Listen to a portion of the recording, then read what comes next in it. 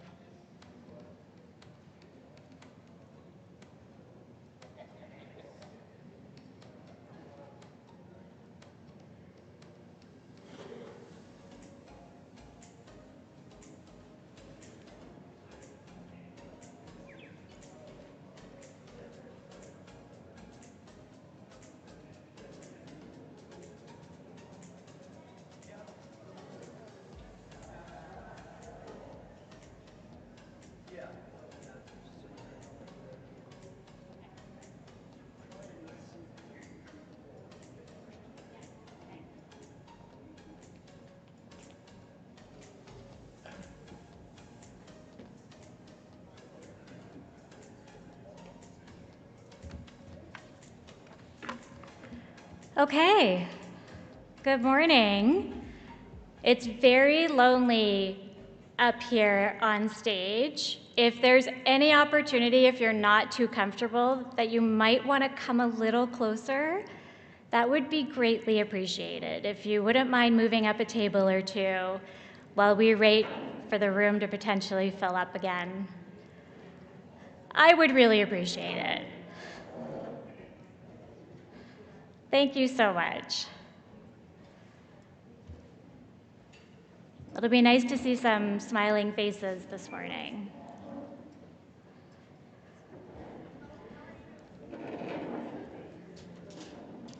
So welcome. Thank you for your patience as we waited to get started. Good morning. My name is Sarah Duval. I'm with the Manitoba Chamber of Commerce, and I work on our Green Advantage program at the Chamber. And I have the good fortune of being vertically challenged, and thankfully I can see over this podium. That's not always the case, but I always tell people it just means I'm a little more grounded because I'm closer to the earth. So that's one of the benefits, I would say. Really pleased to be here as your MC and host for today. Can't thank you for the invitation. Want to acknowledge for those of you that are here in the room and also those of you joining us online that we are on treaty land. Important to recognize that Indigenous people have long been leaders in living in balance with the land. Important for our context of our conversation today. We have people here from Indigenous communities, municipalities, other organizations, clean transportation, clean tech. Really exciting to bring these type of people all together in one space, and for those of you joining us online as well.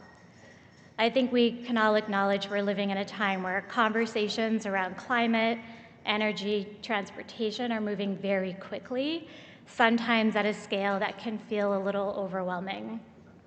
But what gives me optimism is the leadership that I see in spaces like this that are driving grounded, practical solutions as a way for us to move forward. At the Manitoba Chamber of Commerce, we see firsthand that advancing electric mobility and building a sustainable infrastructure takes collaboration, persistence, and long-term thinking. And that's exactly what today is about. Before we begin, just a couple quick housekeeping. So if you haven't already helped yourself to coffee and food, there are washrooms in this space just over here by the tech, just behind the tech table. And there will be a break this morning, and then another break for lunch will be from 12:30 to 1 o'clock. To begin our day in a good way, we'll move into our opening ceremony. This portion of the program honors the land, the people, and the knowledge that has been carried forward through generations. Please join me in welcoming our dancers and drummers who will guide us through this opening. Please welcome them forward.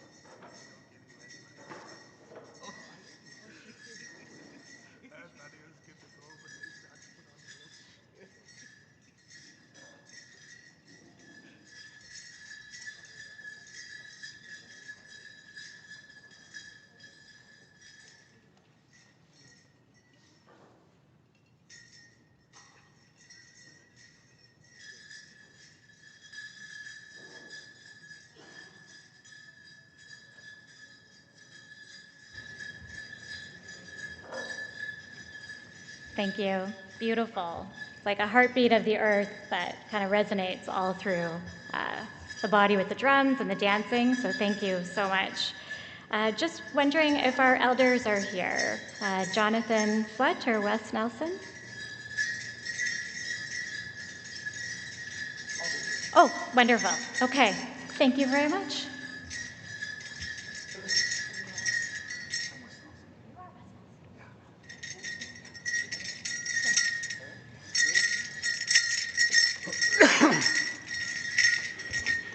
Good morning, everyone. Let me just pull the microphone up a little bit here. Thank you, Sarah, for the introduction, and thank you to Lindsay for the invitation. And I just met Kent this morning, so thank you, Kent, for the invitation. Before I start, we've been ready for about an hour and a half, and then we got caught off guard when they started drumming, and so we had to run outside and make sure I grabbed my son and get all his gear on. So that was the delay a little bit there for the dancers to come in. This is my first time at this type of forum, and I did a little bit of research online and kind of contemplated maybe a few words that I would share with everyone. And so hopefully there's something in what I say that maybe has a little bit of value to the gathering today. But I lived here for a long time, and I just got to meet Jonathan today. So that's the elder that'll do our prayer after and take care of us in a spiritual sense. So very good guy, and I've enjoyed sharing some stories with him this morning already. Sometimes I do this kind of stuff. I do different dancing and joined different types of organizations, and our family dances powwows all through the summer, and we're a ceremonial family. So we do, if we get the invitation, we come to these types of events. But my main job is I work for Correctional Services Canada for 20 years now, and we actually have thank you, sir. Not too many people know about corrections, and not too many people would clap for me, so I appreciate it's a tough place to work, and the primary purpose of the team that I supervise is building relationships with Indigenous nations and addressing sort of the overrepresentation of our people who are incarcerated, and the root cause of those things are colonialism.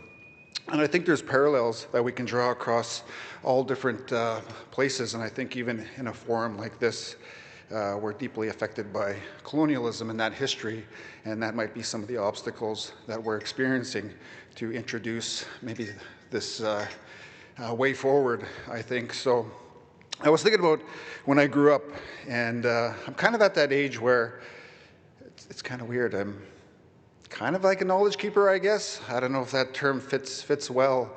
I'm getting used to it, but I have thought about this stuff for about 40 years now and practiced it and experienced it. So I grew up on Lake of the Woods. I don't know if anybody has been out to Lake of the Woods. I come from Treaty 3 territory, a little tiny community called Northwest Angle, and it's on the southern portion of Lake of the Woods. And similar to Jonathan, we're a remote access community.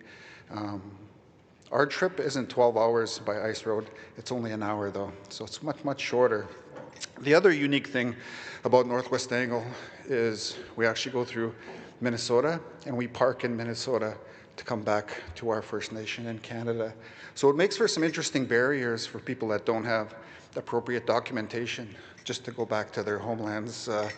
So we're working on that relationship with Minnesota and United States under the current administration. But the point of my story is, I feel I'm at that age where my son and my kids and some of the youth that I work with, it really was a different era that I grew up in. And so we didn't grow up around vehicles as much. We grew up around the lake, and we grew up around boats and motors. And so I remember living with my grandparents in our community. And back then we didn't have 150 horse, 200 horsepower motors. We had like a 20 horsepower motor. So the journey into Kenora was like a 3-4 hour trip. It was this long journey. And we would pile everyone into the boat all of our family members, nieces, nephews, my grandparents, whoever could fit in the boat as long as we didn't sink it. And one of the things that I thought about is along the way, my grandfather would, sometimes we'd stop, maybe we would have a picnic, maybe we would eat somewhere on the lake and have like a lunch or something. And back in those days, you could dip your cup in Lake of the Woods, and you could drink the water. The water was clean back then, probably pretty clean. There were still lots of boats and motors, and my grandfather said back when he was young, the water was like pristine. So I checked it out yesterday, and the advisory is do not drink water out of Lake of the Woods. So just in this generation, something's changed dramatically on Lake of the Woods. And that's what gives us our water here, Shoal Lake and Lake of the Woods. And so humans are the cause of this. We're changing our environment pretty rapidly. And so a couple things that I'm trying to figure out in my life, and it takes a while, it takes a lifetime, is what my belief system is. And one of the things is I've been a men's traditional dancer for a long time, since I was about 17 or 18, trying to learn this way of life. And a couple of the elders that taught me, there's a few relatable teachings. One of them was, that first step you take is a gentle step. Then your second step is a bit more sure. And so I have a very simple dance step. It's just a 1-2, 1-2. If you watch the other two dancers, they got a lot of fancy moves. Mine's just a 1-2, 1-2. And so the teaching behind that was, you're going to leave tracks on this earth.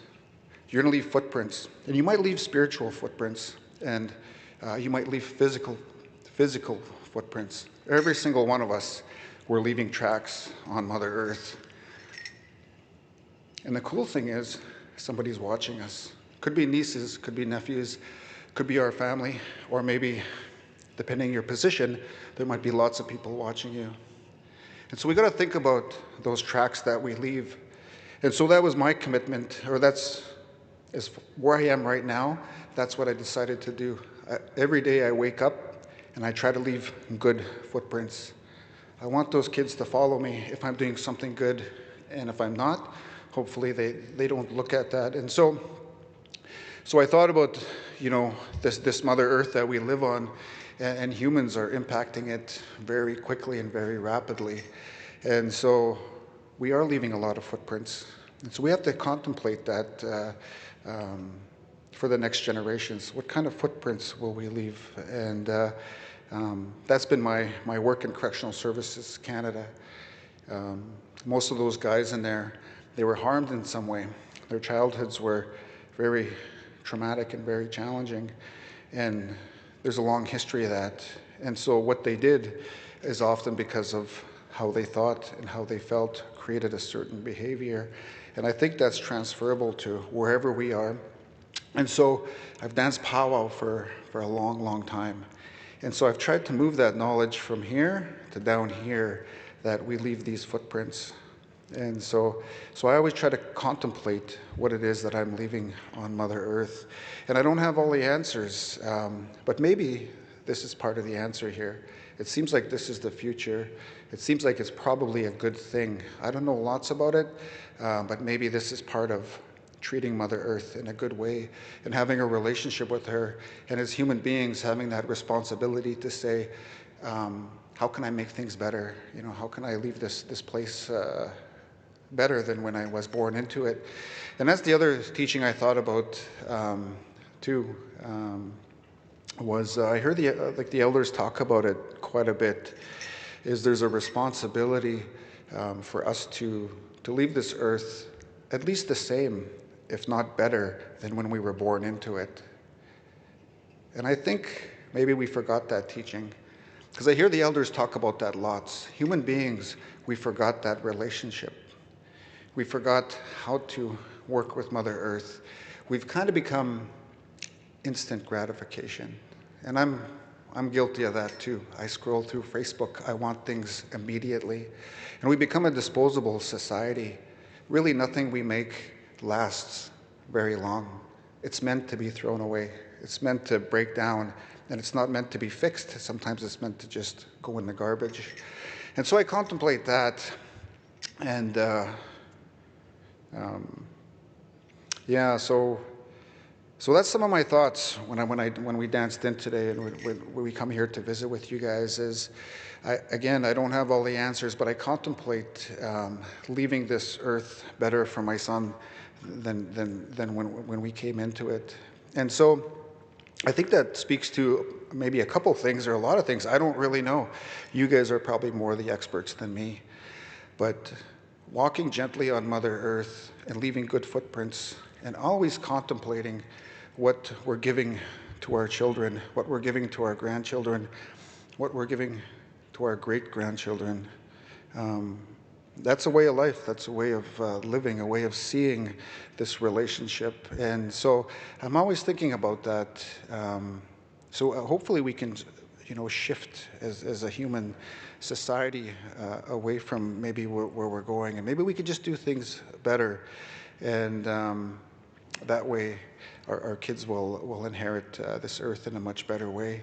I'm not sure if that'll ever happen, but it would be cool to go down Lake of the Woods and maybe one day be able to drink the water again. I don't know if that's an achievable goal in life, but it happened in my grandfather's era, so maybe we're not too far down that road yet. Maybe we just shift course and we can find our path again. And so hopefully there's people in this crowd. I look at it as an indigenous way of seeing the world, as an indigenous way of having relationship with everything around you. But my uncle, who recently went on to the spirit world, he said, really, it's a human being way of life. Indigenous people, we just kind of remember it. It's a little closer in our history, so we can recall that relationship. And we have pieces of that we're hanging on to and we're going back to, and we're redeveloping that. But I think all throughout the globe, all throughout wherever people come from, there was a relationship with Mother Earth like that at one time. And so I don't think it matters who we are. It's a human being thing. We can go back to this way of life, this way of doing things. And so I really appreciate the invitation to come here. And I'm not sure. I was hoping I could jump in one of those vehicles and take it around the room once or twice. We'll see. But I'll turn it over to Elder Jonathan to do whatever he's going to do, take care of us in the spiritual sense. So I hope everyone has a really good day here, and I hope we can build those relationships. And maybe one last thing before I get off the stage. I'm sure the people here know that, especially our Indigenous relatives, but maybe whoever else is here. Lots of beautiful things happening in our communities, lots of amazing things. But I work in a very challenging environment where I sometimes see the worst, the biggest challenges, the biggest struggles we have in our communities. So I often think that there's a lot of beautiful initiatives out there, but when you're dealing with not one, maybe not two, maybe not five, but maybe 15 or 20 crises in your community, it might be challenging to think about all those good things that are out there. And so I think our leadership in certain communities, they have monumental tasks of overcoming the things that are struggles. And so for our partners out there, you're probably aware of all that. When as the Correctional Service of Canada, when I come to a community, they're often dealing with a lot of things, and we could put down the list. So hopefully the partnerships are really creative. Hopefully the partnerships are really collaborative, and maybe that's some of the obstacles, but I bet you there's the right people in this room to overcome those challenges. So that was just one other thing I was thinking about as Jonathan and I were talking. He's 12 hours up north, and so it'd be nice if all these vehicles were up in his community. He said there's some up there already, but the infrastructure will be created, and then if something were to happen to it, there has to be a plan to maybe fix those things so they're not just a lawn ornament. That's how it is in my community. If it's, we're locked by the lake, and so sometimes if something breaks down, it just stays broken down. So it creates some challenges. Anyways, thank you for listening to me for a few minutes. Just want to say miigwech. I hope everyone has a real good day. Oh.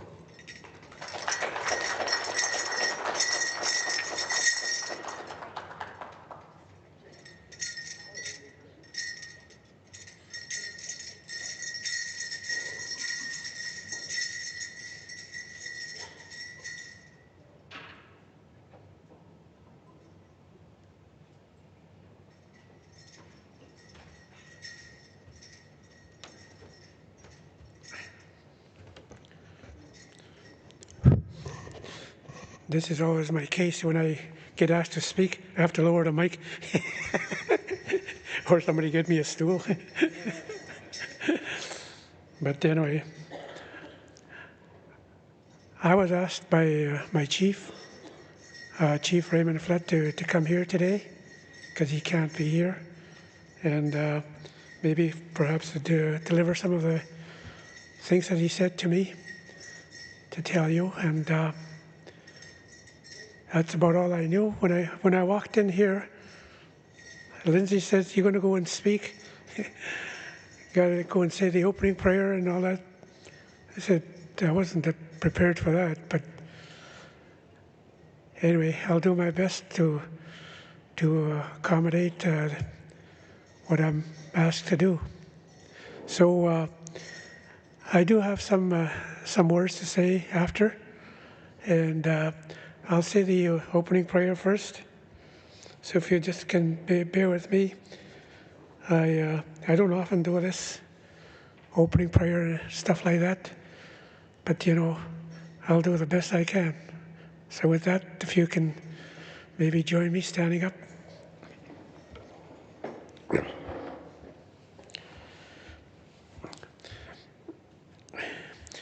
Uwe nungum kagi zagak, paksain manan, paksain mugan. Tiga mugan, king agis ka tavan matzonan, manatu ka nugan.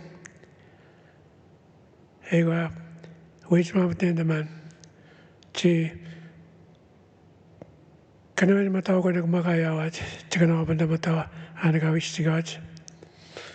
Ega banawagawa na mo chigatek, uwe chikanaman siyang kwek siya na mo chigyak.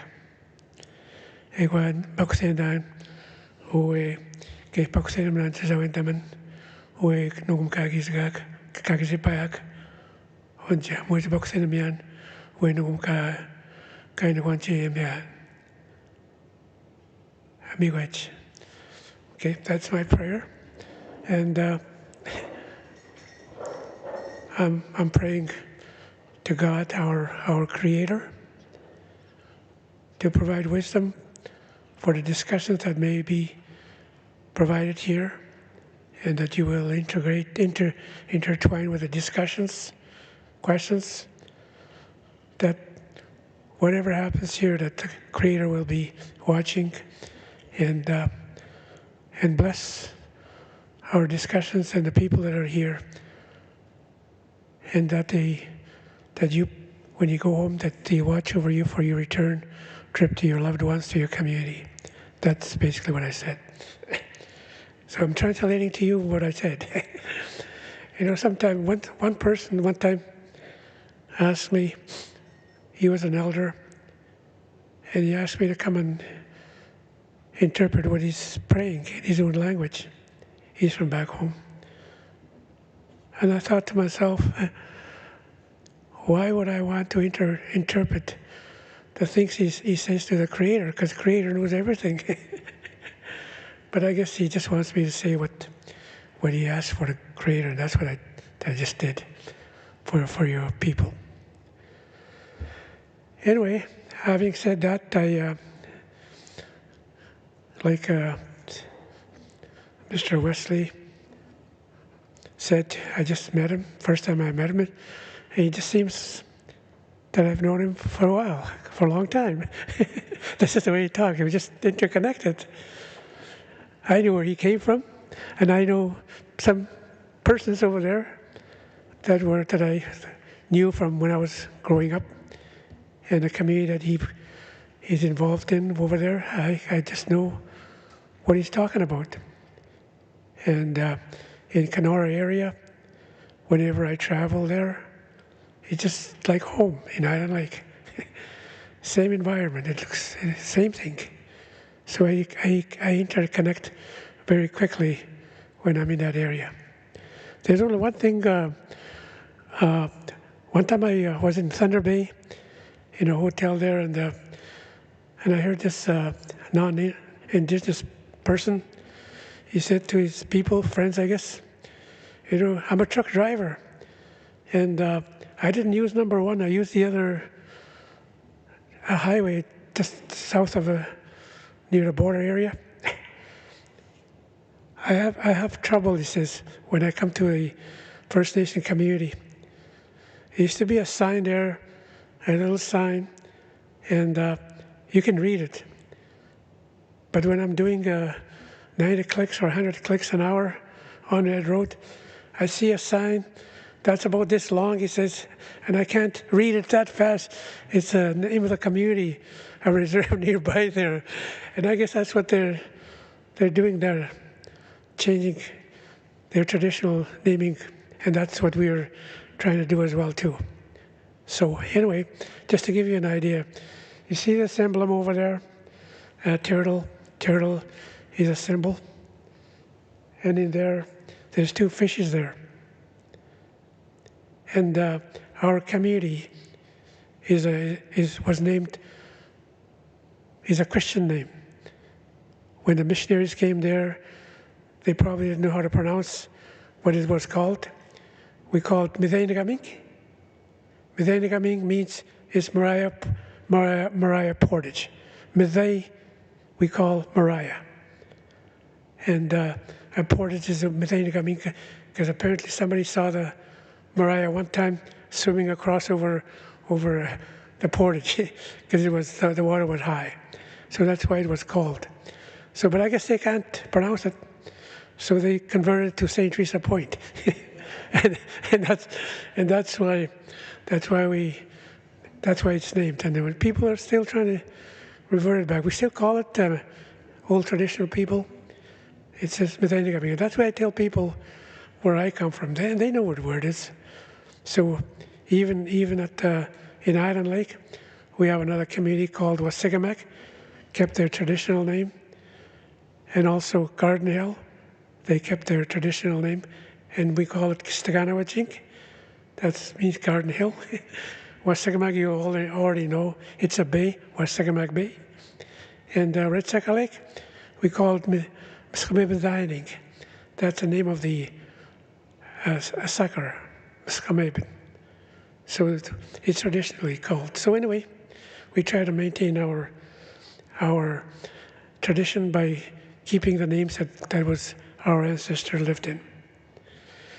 It's just a little bit of a history of our background, and I guess what I wanted to say with this forum here that I was asked to come, and I was asked to share with you our traditional form of adapting or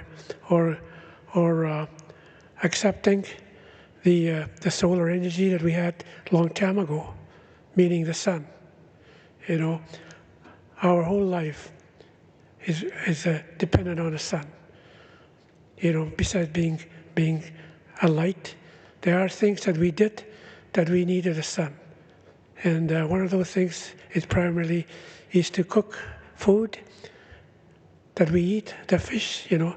We dry the fish and we lay it out in the open, and the sun kind of makes its turn to make it taste good.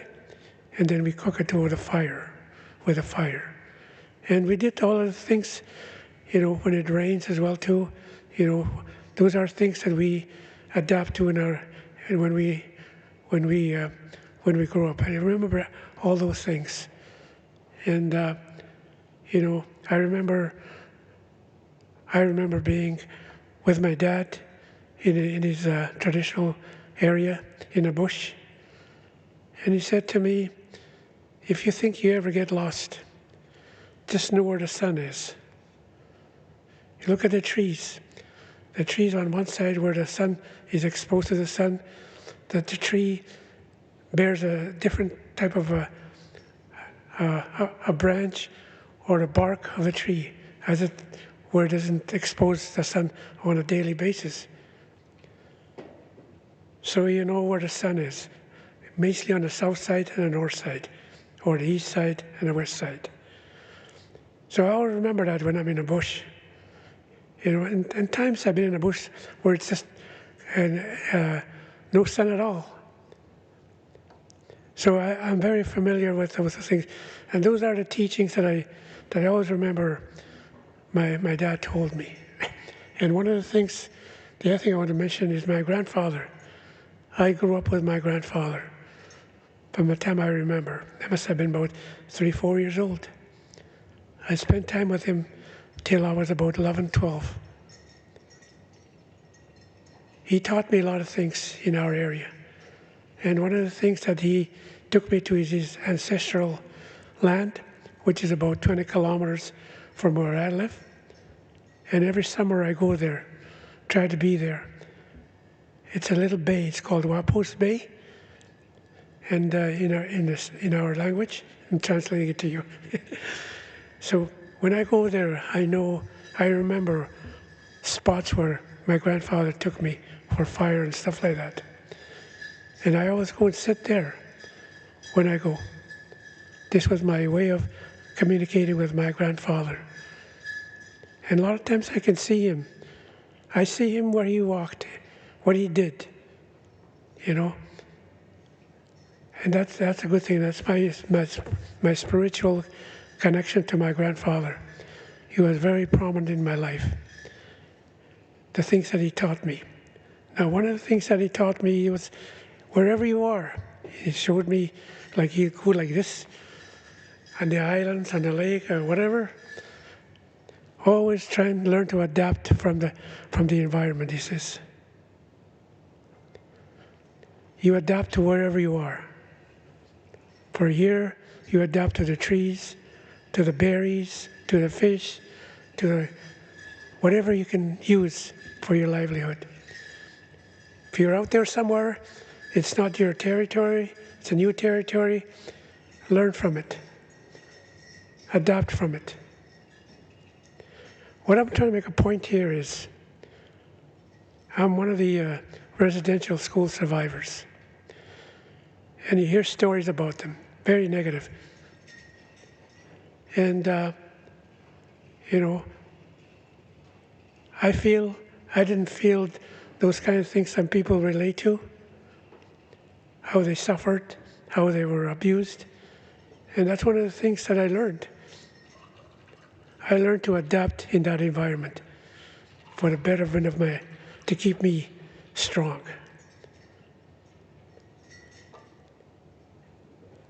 And I feel I have never been abused physically, emotionally, and spiritually. Even though I was brought to that environment, you know, to go to church, to go to school, the things I learned from my grandfather stayed with me in here. And that's what I use to adapt my environment. And I still learn that way wherever I go. Whether if it's Vancouver, States, wherever. I learn to adapt in that environment. So with that, you know, that's a teaching that I learned, I got from my grandfather that's still with me. I have not forgotten what he taught me. So anyway, having said that, what I'm trying to say here is, through my experience, as we go into this generation, today, our community, I speak for my own community, that we learn to adapt things that come into our community. And some things that come into our community are extremely hard. But there are things, you know, like we have vehicles, you know, in 1972, before that we used to have tractor trails leaving from Barron's River, I think. They used to come. But in 1972, I bought my dad a truck. That was my first paycheck. I was working for the government. I bought him a truck. It was a used truck. Cost me $2,200. Made a lot of money. But that was the first truck in our community. As time goes on, next 2 or 3 years, you see a lot of vehicles in the community. And we learn to adapt. In other words, we're getting away from our means of transportation of skiddos, of dog teams, into vehicles. So what's coming today? Electric vehicles. There's some. I think there's 4 of them. I don't know. Is there 4? 2? I thought there was 4. There's 2 of them. Because I know the chief drives one around. Maybe that's his own. But anyway, we have 2 vehicles. They're both vans, and they've been there for a year. And these are things that we're adapting to. We know there'll be electrical vehicles there maybe 10 years from now. Nobody drives anymore those diesel vehicles anymore. And those are things we have to adapt to in our world. Wesley mentioned about stuff we talked about our community. And those are things that we experience. We had a person from one of our communities bought a truck. It was computerized. It didn't last very long because with the bumpy roads and stuff like that, somehow the computer got jammed somewhere, and it sat there the whole year. It couldn't do nothing. Brand new vehicle. He mentioned we couldn't take it to the shop because nobody knew how to fix it. So they had to wait for somebody to come. You had to bring the vehicle down. That cost $1,000 just to get it down here, maybe more. We have vehicles, a lot of our vehicles that were computerized, our trucks that collect our sewage to deliver water trucks, water tanks. All those vehicles broke down in that one summer because of our bumpy roads. Our roads are not very ideal for these kind of vehicles. Now, I don't know about now. I think the 2 vehicles are still running because there's no motor in them. Just a wear and tear on suspensions, I guess, whatever the case may be. But anyway, we have issues. It's hard to, our people that drive them forget to look at the gauge that you're going to lose power pretty soon. So you lose power one end of the community. It just sits there for days until you can get it to. We have a school where they charge their vehicles. But I think we're in a process. I don't know if you can correct me on this. We are in a process of bringing batteries. We're going to build a unit where we can charge our electrical vehicles. And those are the kind of things we have to do when I'm talking about adapting to the change that comes into our community. And people talk about electric vehicles because you don't have to pay gas. You read about today, every minute today, gas is going up. You see signs over here. I think it's $1.67 a liter. It's going up higher. But you know what? When I look at that in Winnipeg, I just laughed. Our leader back home, he's been $2.37 for the last 2 years. That's expensive. It costs $60 to buy 5 gallons of 5 gallons of gas. And that's what we deal with. So with electricity, we may not have to buy gas. We have to have a place where we can charge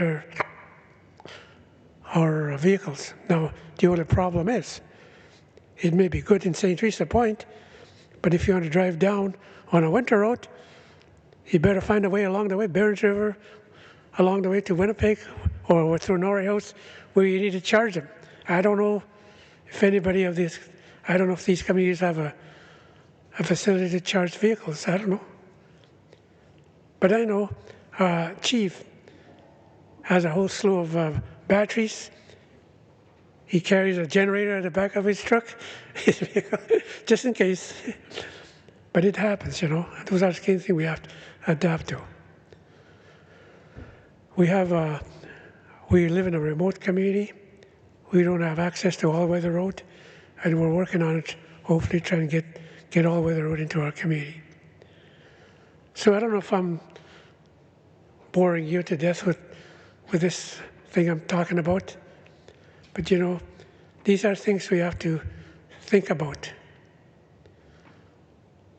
So I think I'll stop here and continue. I think I'm past 10:20. I went over my time limit. Okay, with that, and all the best to you and every one of you. I'm sure you have some things that you would like to learn and hear, or people that are organizing this event. Don't be afraid to ask some questions, and hopefully down the road we'll meet somewhere while we're charging our vehicles. Okay, bye.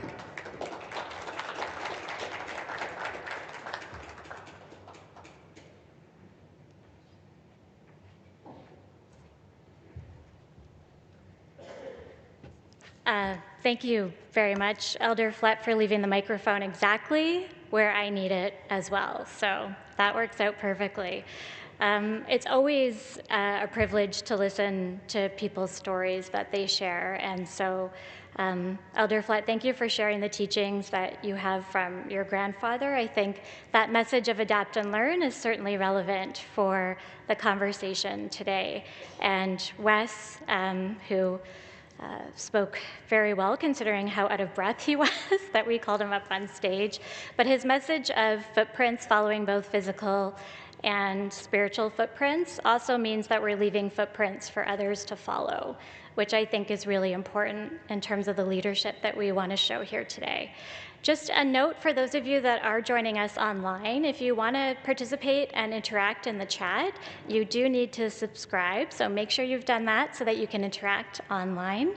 And for those of you looking at the vehicles, I know it's really tempting. I've been told not to play with the gear shifts because even though they are parked, that could result in some movement. So just a note as you're looking at the vehicles. To kick off our session, very pleased to welcome next Danny Robidoux from Eco West. He has a really strong background in sustainable and economic development. He's worked closely with many municipalities across Manitoba to advance EV infrastructure and funding. So please join me in welcoming Danny to the stage.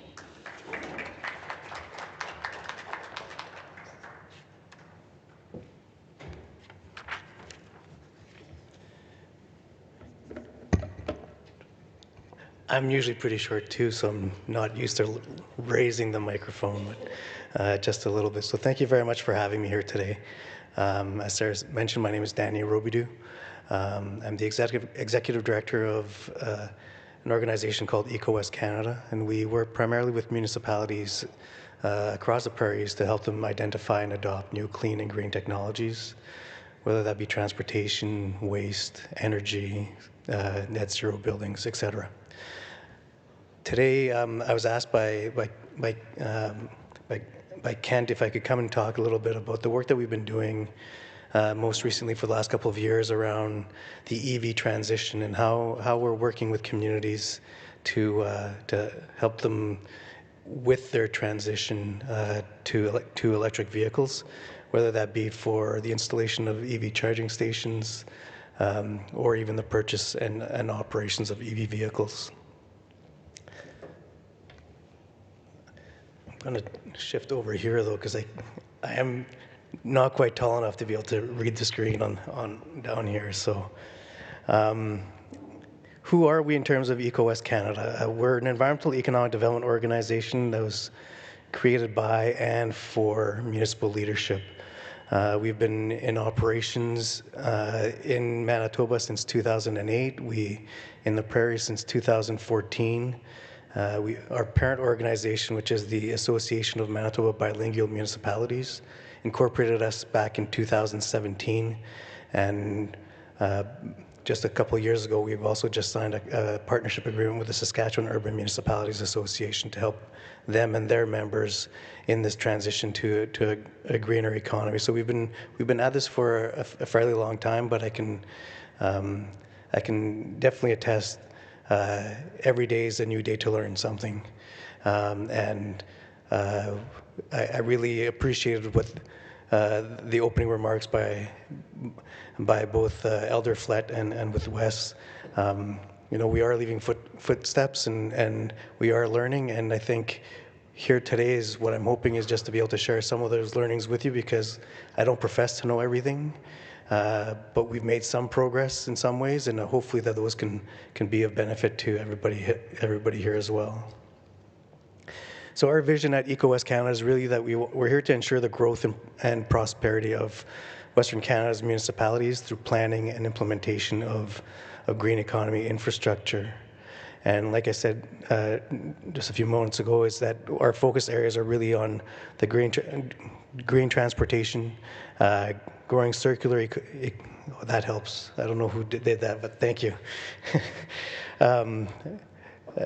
I guess I'm not that old, but my eyes aren't as good as they used to be either.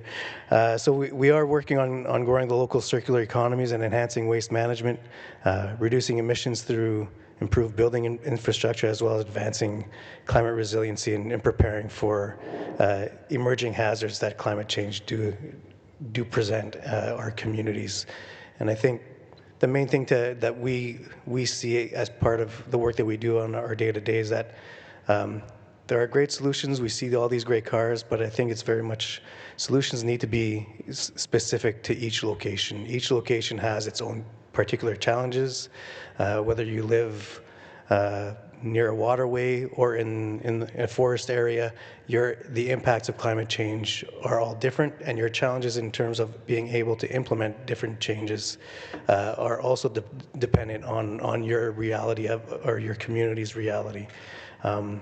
We work with some municipalities in the southeastern part of Manitoba where, it's like, oh, we're going to install some charging stations, and based on funding agreements, those need to be networked, which means they need a cell service. Well, cell service isn't equal everywhere. And I think some of those challenges that we have is trying to figure out how do we make a solution that was kind of created for everybody, but fit specifically to a specific set of problems and challenges that communities have throughout. So generally speaking, EV seemed like a really good idea, but bumpy roads and no charging infrastructure make it for a challenge, and the solutions need to be very much location-based. We work with a number of organizations and partners, and really we're a nonpartisan, not-for-profit organization. We operate based on the principles that data needs to be the driving force in terms of decision making, and data comes in a variety of different forms. But again, it has to be, and as far as we're concerned, successful implementation of any project has to be focused on the realities of the community that we're working in, and those are different. There are many similarities, but there are some nuances that are always important to take into account when with each initiative that we're implementing. The way we work in the big picture is that we typically work trying to access funding from a variety of funders, whether that's the province of Manitoba, the federal government, and whatnot. We essentially try to get monies from those folks and bring them to our communities so that we can help them kind of move their initiatives forward. Our ecosystem, though, is the key to our success, I feel.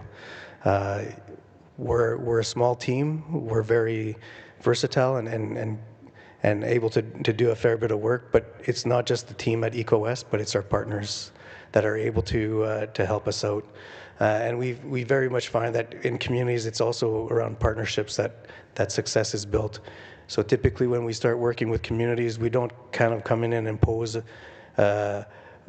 our people and the folks that we work with. If you've got folks that you're working with and are doing a great job, I think it's good to encourage local expertise and the development of local skills and using local knowledge in order to make sure that projects are successful. So that's the approach that we've used. And in fact, so around us is on this slide is our number of organizations that we work with on a regular basis, but it's definitely not limited to just those.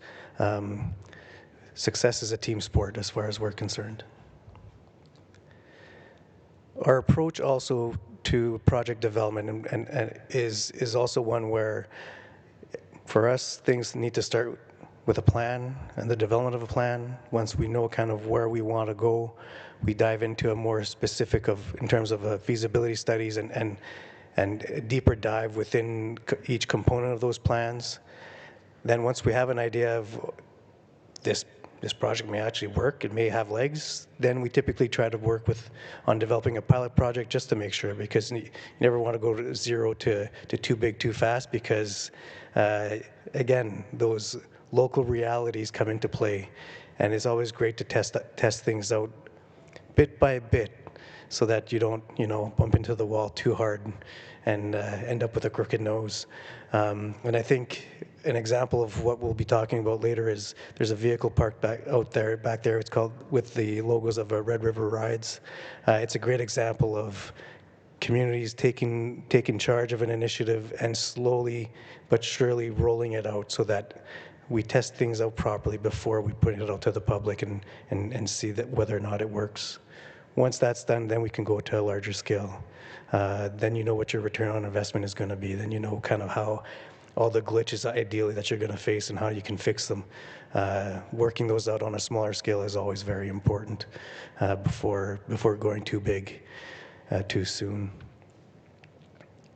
The first component that we often work on in terms of addressing climate change for any of our initiatives is looking at what the environmental impact is for the community. On this slide here, we see the greenhouse gas emissions for Canada and for Manitoba. And you'll notice that they're different.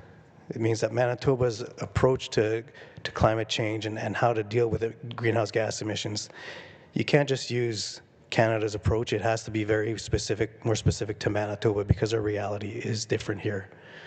But when you dive in deeper into local communities, we notice that their emission profile is also very different from Manitoba. Therefore, the approach to how they're going to be developing projects and how do you kind of curb those emissions has to be focused on the region and how they're actually, what they're wanting to impact. Transportation, though, is one of those that in Manitoba, it's about a third of the emissions stem from transportation. In most of the communities at large, we're looking at 60-ish% of emissions come from transportation. When you look at municipal operations, oftentimes it's close to 90% of emissions come from their vehicle fleets. So to us, from early on, it meant that if we're actually going to try to have an impact on reducing greenhouse gas emissions and having a positive impact on the environment, transportation is one of those key sectors that maybe we should start looking at a bit more closely. And Manitoba, we've had the benefit of maybe being smaller and slower in adopting some of these technologies. It just means that we are able to learn from other jurisdictions who've gone faster and implemented sooner, and maybe take some of their best practices and lessons learned and bring them back here to our communities to see how can we adopt but also adapt to our realities based on what others have learned. And it's not a short race. This is actually a pretty long race.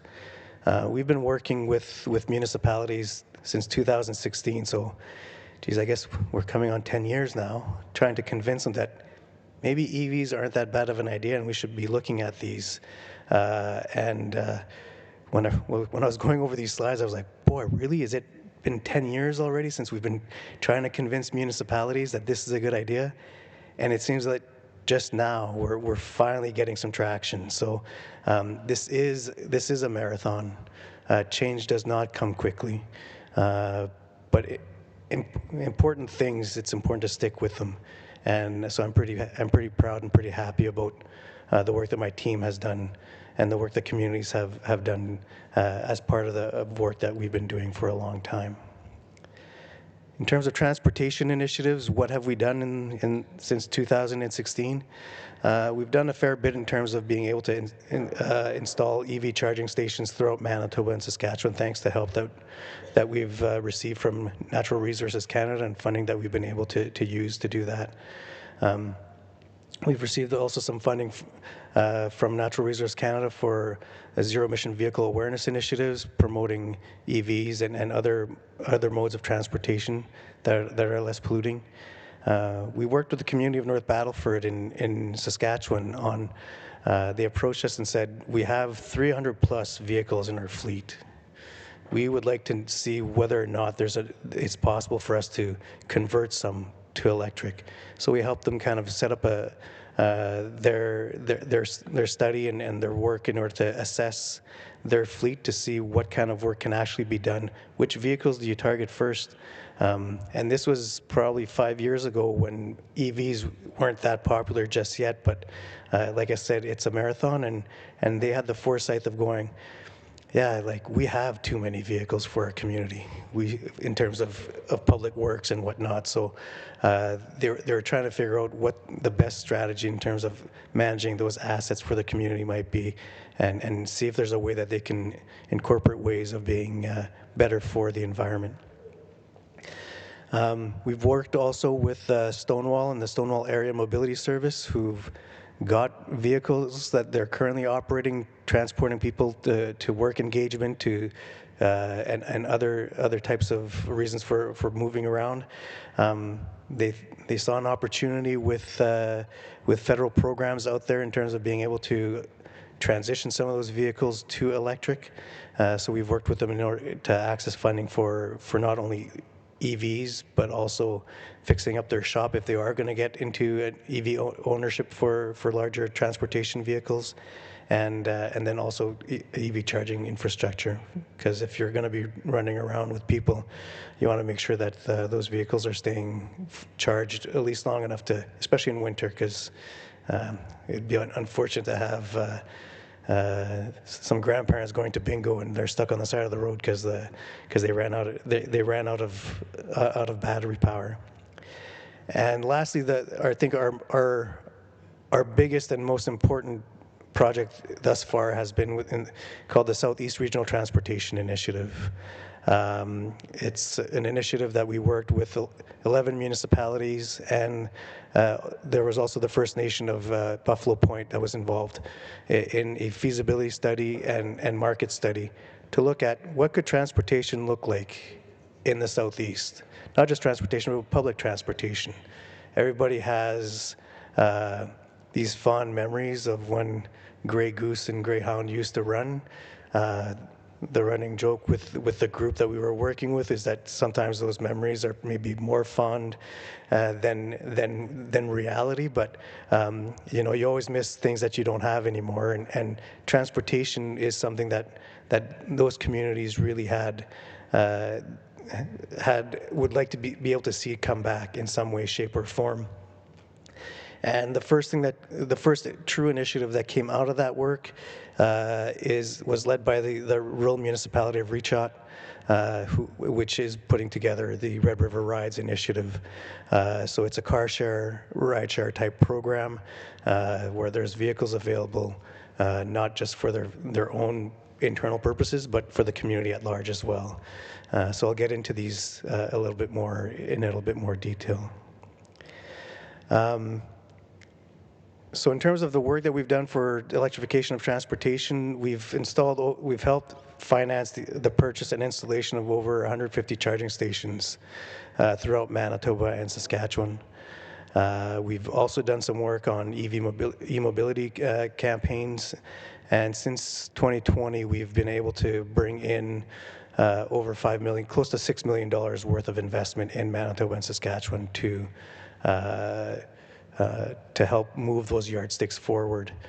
In terms of EV charging infrastructure, here's a few maps of where our initiatives helped install charging stations throughout Manitoba and Saskatchewan. It's 150 seems like a lot, but at the same time, I feel it's just a drop in the bucket, and we're lucky that we have a lot of we had a lot of partners and interested parties who are wanting to lead the charge in being able to play a role in this. And I'd say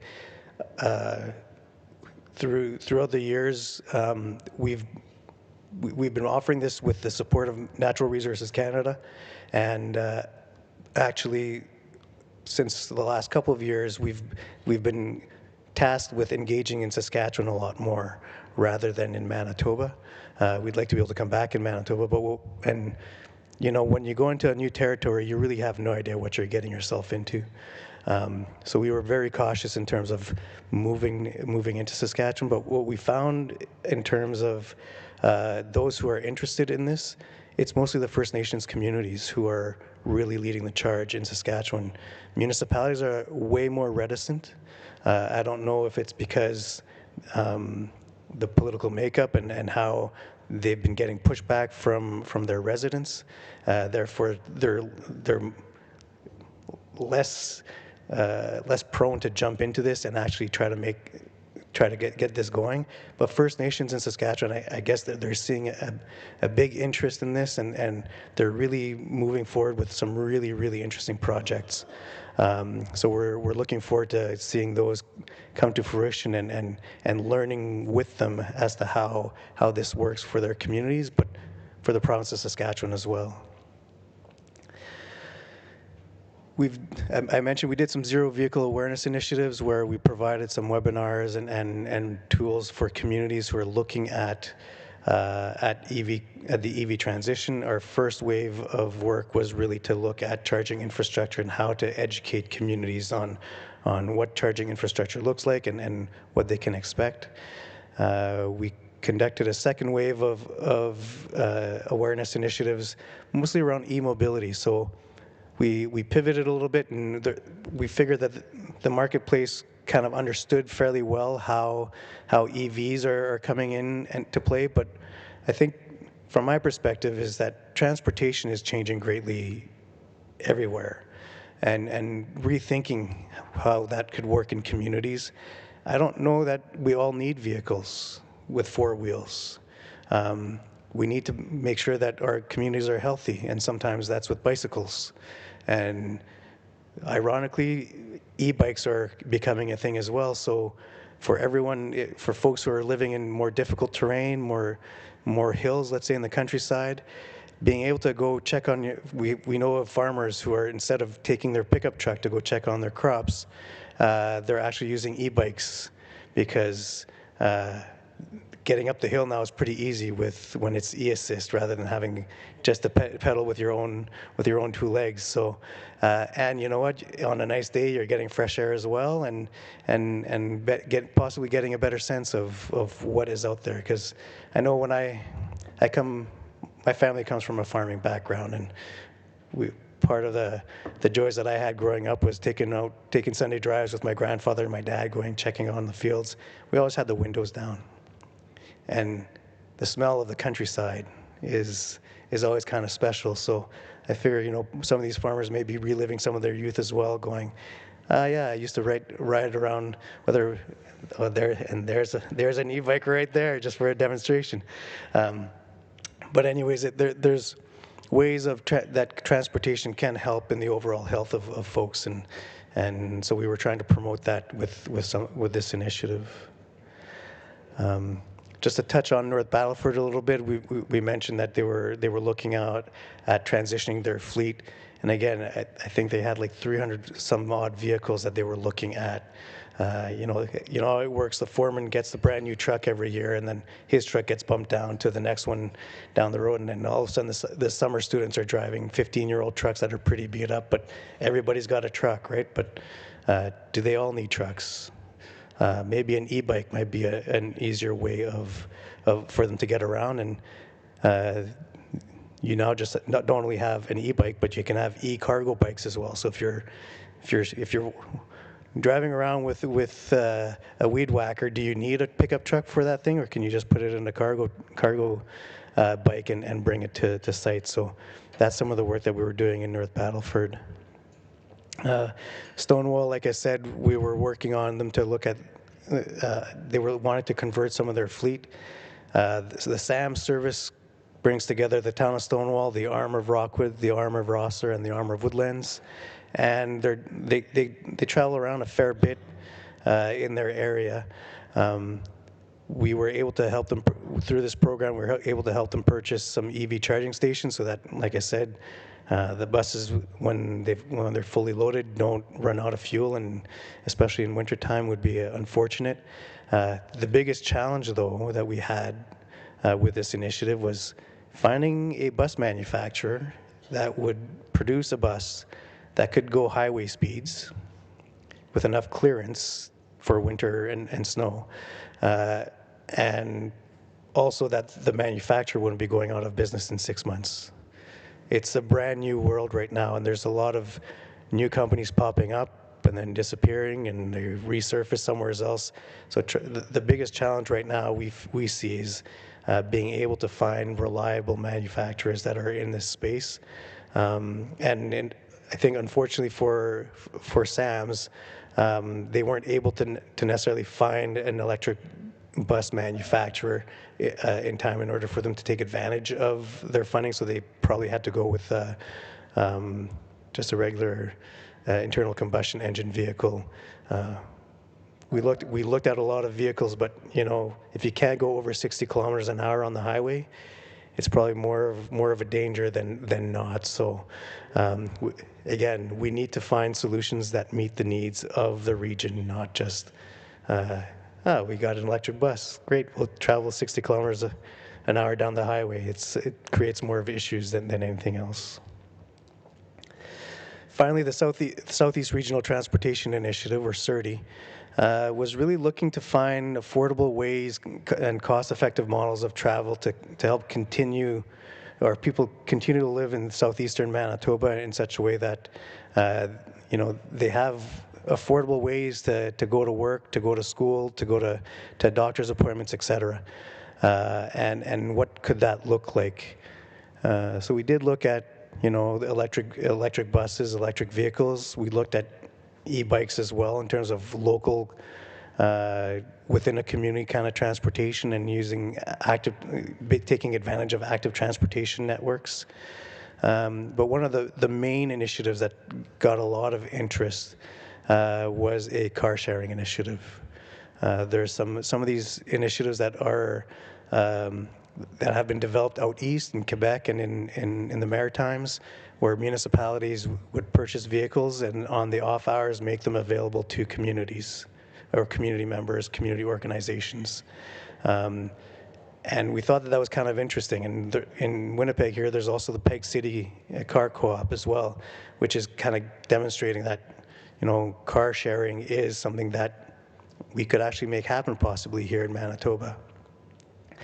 And our feasibility study and market study was essentially, like I said, we worked with 11 municipalities and the First Nation of Buffalo Point to try to figure out transportation patterns, where are people going to, which centers are they going to, where would EV charging infrastructure need to be located. We've done this work, but we're not the ones who are really to implement this work. And that's why we're really happy to have partners like the Arm of Reachot, who have looked at the results of our studies and gone, I think there's something here. Start digging into it a little bit more, and then sure enough, now I believe they're at about 7 vehicles within the Arm of Reachot. They have that lovely van there, I think 2 vans like that. They've got a couple Ford Lightnings as well, and some other cars, vehicles that they put in place. They started testing out different models in terms of what can work and what, kind of how do you share a vehicle with the community at large? What technology do you need? And I had a video in here, but I just realized I can't click on that link, and I don't know if that works with the sound guys over there. Are we able to, or would we be able to play that video, or should I just make as though it doesn't exist? Okay. Because they went through the effort of putting together a video that explains their service. I figured we might as well look at, here we go. Better hear from them than me, right? That's happening right here in rural Manitoba. It's a brand new program called Red River Rides, and believe me, it's a real game changer for how we get around. So let me ask you something. Are you just plain tired of it all? The endless car payments, the insurance bills that seem to creep up every year? And don't even get me started on the price of gas. It feels like a constant hit to the wallet, doesn't it? And it's not just the big, predictable bills, right? It's the little things that drive you crazy. That check engine light that pops on out of nowhere, or just trying to find a decent parking spot. All those little headaches add up. But what if I told you, what if you could have all the freedom that a car gives you? The ability to go wherever, whenever, but without all those costs and headaches. What if you only paid for a car when you were actually using it? Well, that's exactly what this is. The best way to think about it is like our local library, but instead of borrowing books, we're borrowing 100% electric cars. You become a member, and just like that, you have access to a vehicle 24/7. It's really that simple. And this isn't some idea that came from a big city and was just dropped here. Nope. Red River Rides was built from the ground up, specifically for our communities. We're talking St. Adolphe, Ile-des-Chênes, St. Pierre-Jolies, and more. It's a local solution for us. So you're probably thinking, okay, sounds great, but can I join? Well, the requirements are super straightforward. If you're 18 or older, have a valid Class 5F license, a clean driving record for the last 3 years, and you live or work in Richard, St. Pierre-Jolies, or de Salaberry, you're in. And the secret sauce that makes it all work so smoothly, it's this awesome technology from their partner, Fleetster. Everything, and I mean everything, is run through an app on your smartphone. Your phone is literally the key to the car. Getting on the road could not be easier. It's just 4 simple steps. 1, you open the app and book a car. 2, when you get to it, you just unlock it with your phone. 3, you do a quick walk around just to make sure everything looks okay. And 4, you hit the road. It's designed to be absolutely hassle-free. Now, we all have a small part to play. It's really just common courtesy. Keep it clean for the next person. If the battery gets down to 25%, just plug it in when you're done. And of course, bring it back on time for the next member. Simple rules that make it work for everyone. But here's the thing. This whole program is way bigger than just saving some money or having an easy way to run to the store. It's really about the incredible impact it can have on our whole community. Okay, take a look at this number. Just 11. What on earth could that mean? Get this. For every single one of these shared cars we put into service, it takes an average of 11 private cars off the road. 11! I mean, think about that. That means less traffic, less congestion, and less need for giant parking lots everywhere. It's amazing. And the money you save is just as wild. When you're a member, those big fixed costs, like your insurance payments and licensing fees, they just vanish. You're only paying for the time you actually use the car. So let's put a real dollar amount on that, shall we? $1,000. That's a lot of money. Listen to this, straight from the folks in Richard. If a group of just 5 people who commute to the same area switch from driving 5 separate cars to sharing one, they could save a combined $1,000, not a year, but every single month. That's real money that stays right here in our community. Oh, and there's another awesome new bonus. If you've ever been curious about electric cars, but you're not quite ready to take the plunge and buy one, this is perfect. You can try one out for a day, see how it feels, see if it fits your life, with absolutely no commitment. So who does this really help? Well, pretty much everyone. It's a lifesaver for students who need a ride to campus. It's fantastic for seniors getting to appointments. It's perfect for families who might just need a second car once in a while. And of course, it's a huge win for our local environment. And let's not forget that key detail. This is a 100% electric fleet. No tailpipes, no exhaust fumes. Every single trip taken in a Red River Rides car helps support cleaner, healthier air for all of us right here in Manitoba. So you have to wonder, right, with the cost of everything going up, is this kind of smart, local, community-focused sharing? Is this what the future of getting around in rural areas looks like? When you step back and look at the whole picture, it's pretty clear that Red River Rides is so much more than a car service. It's really a blueprint for a future that's more sustainable, more connected, and more affordable for all of us here in rural Manitoba.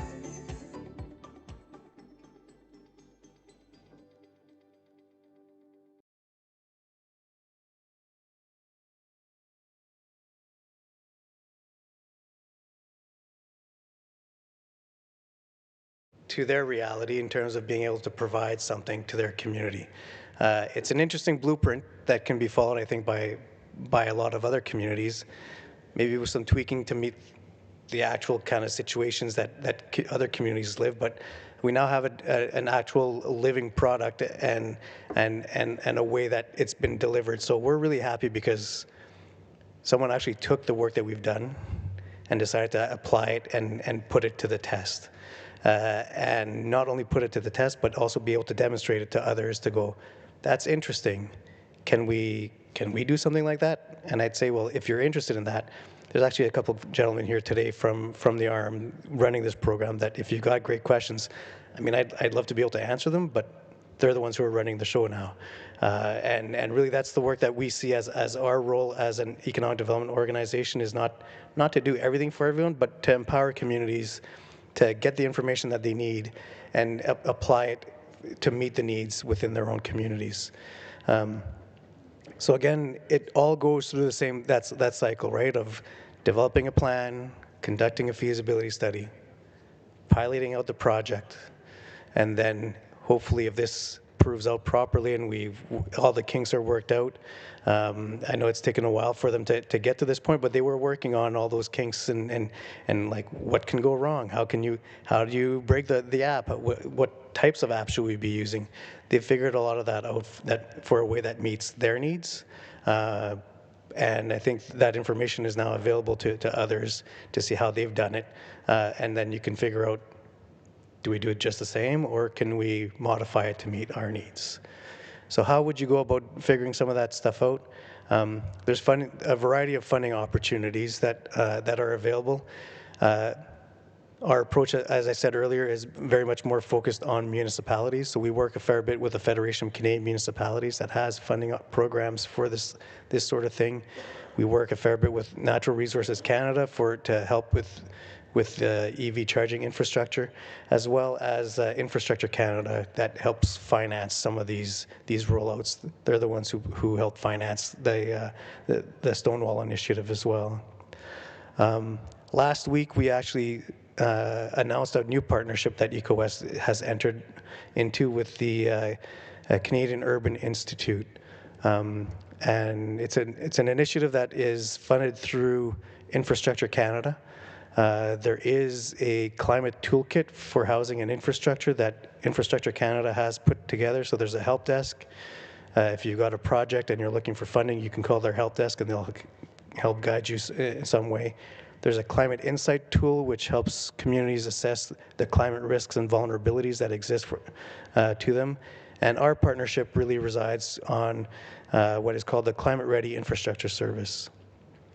Through this initiative, communities are able to access technical expertise to conduct essentially a pre-feasibility study. And from the work that we've been doing with a variety of funders, this work here that's being offered through the Climate Ready Infrastructure Service really helps set you up in terms of being able to get a pre-feasibility from technical experts to meet all the technical requirements that the funding applications from programs are now requiring. And you know what? It's free to join. It's available to communities throughout. We have very poor participation rate in Manitoba, so we're trying to drive that up. There's a QR code there. If you and or communities you know are interested, please have a look. You can give us a call as well. We'd be happy to work you through the application process, but it's really simple. It takes 15 to 20 minutes as long as you've got most of the information ready. And one of the things that we're trying to create is possibly a cohort around electric transportation so here in Manitoba. So communities who sign up can benefit from anywhere from $10,000 to $20,000 worth of expert consulting services through pre-qualified experts that the Canadian Urban Institute kind of put a call out for nationally. These are large engineering and expert groups, as well as smaller specialized consultants that are able to address a variety of climate change needs. And so if it's a bit of a shameless plug, but we're trying to give away money. So I figured that should be all right to do here. And really, that's pretty much where I end my presentation. So thank you very much for your attention, and hope you have a great rest of the day.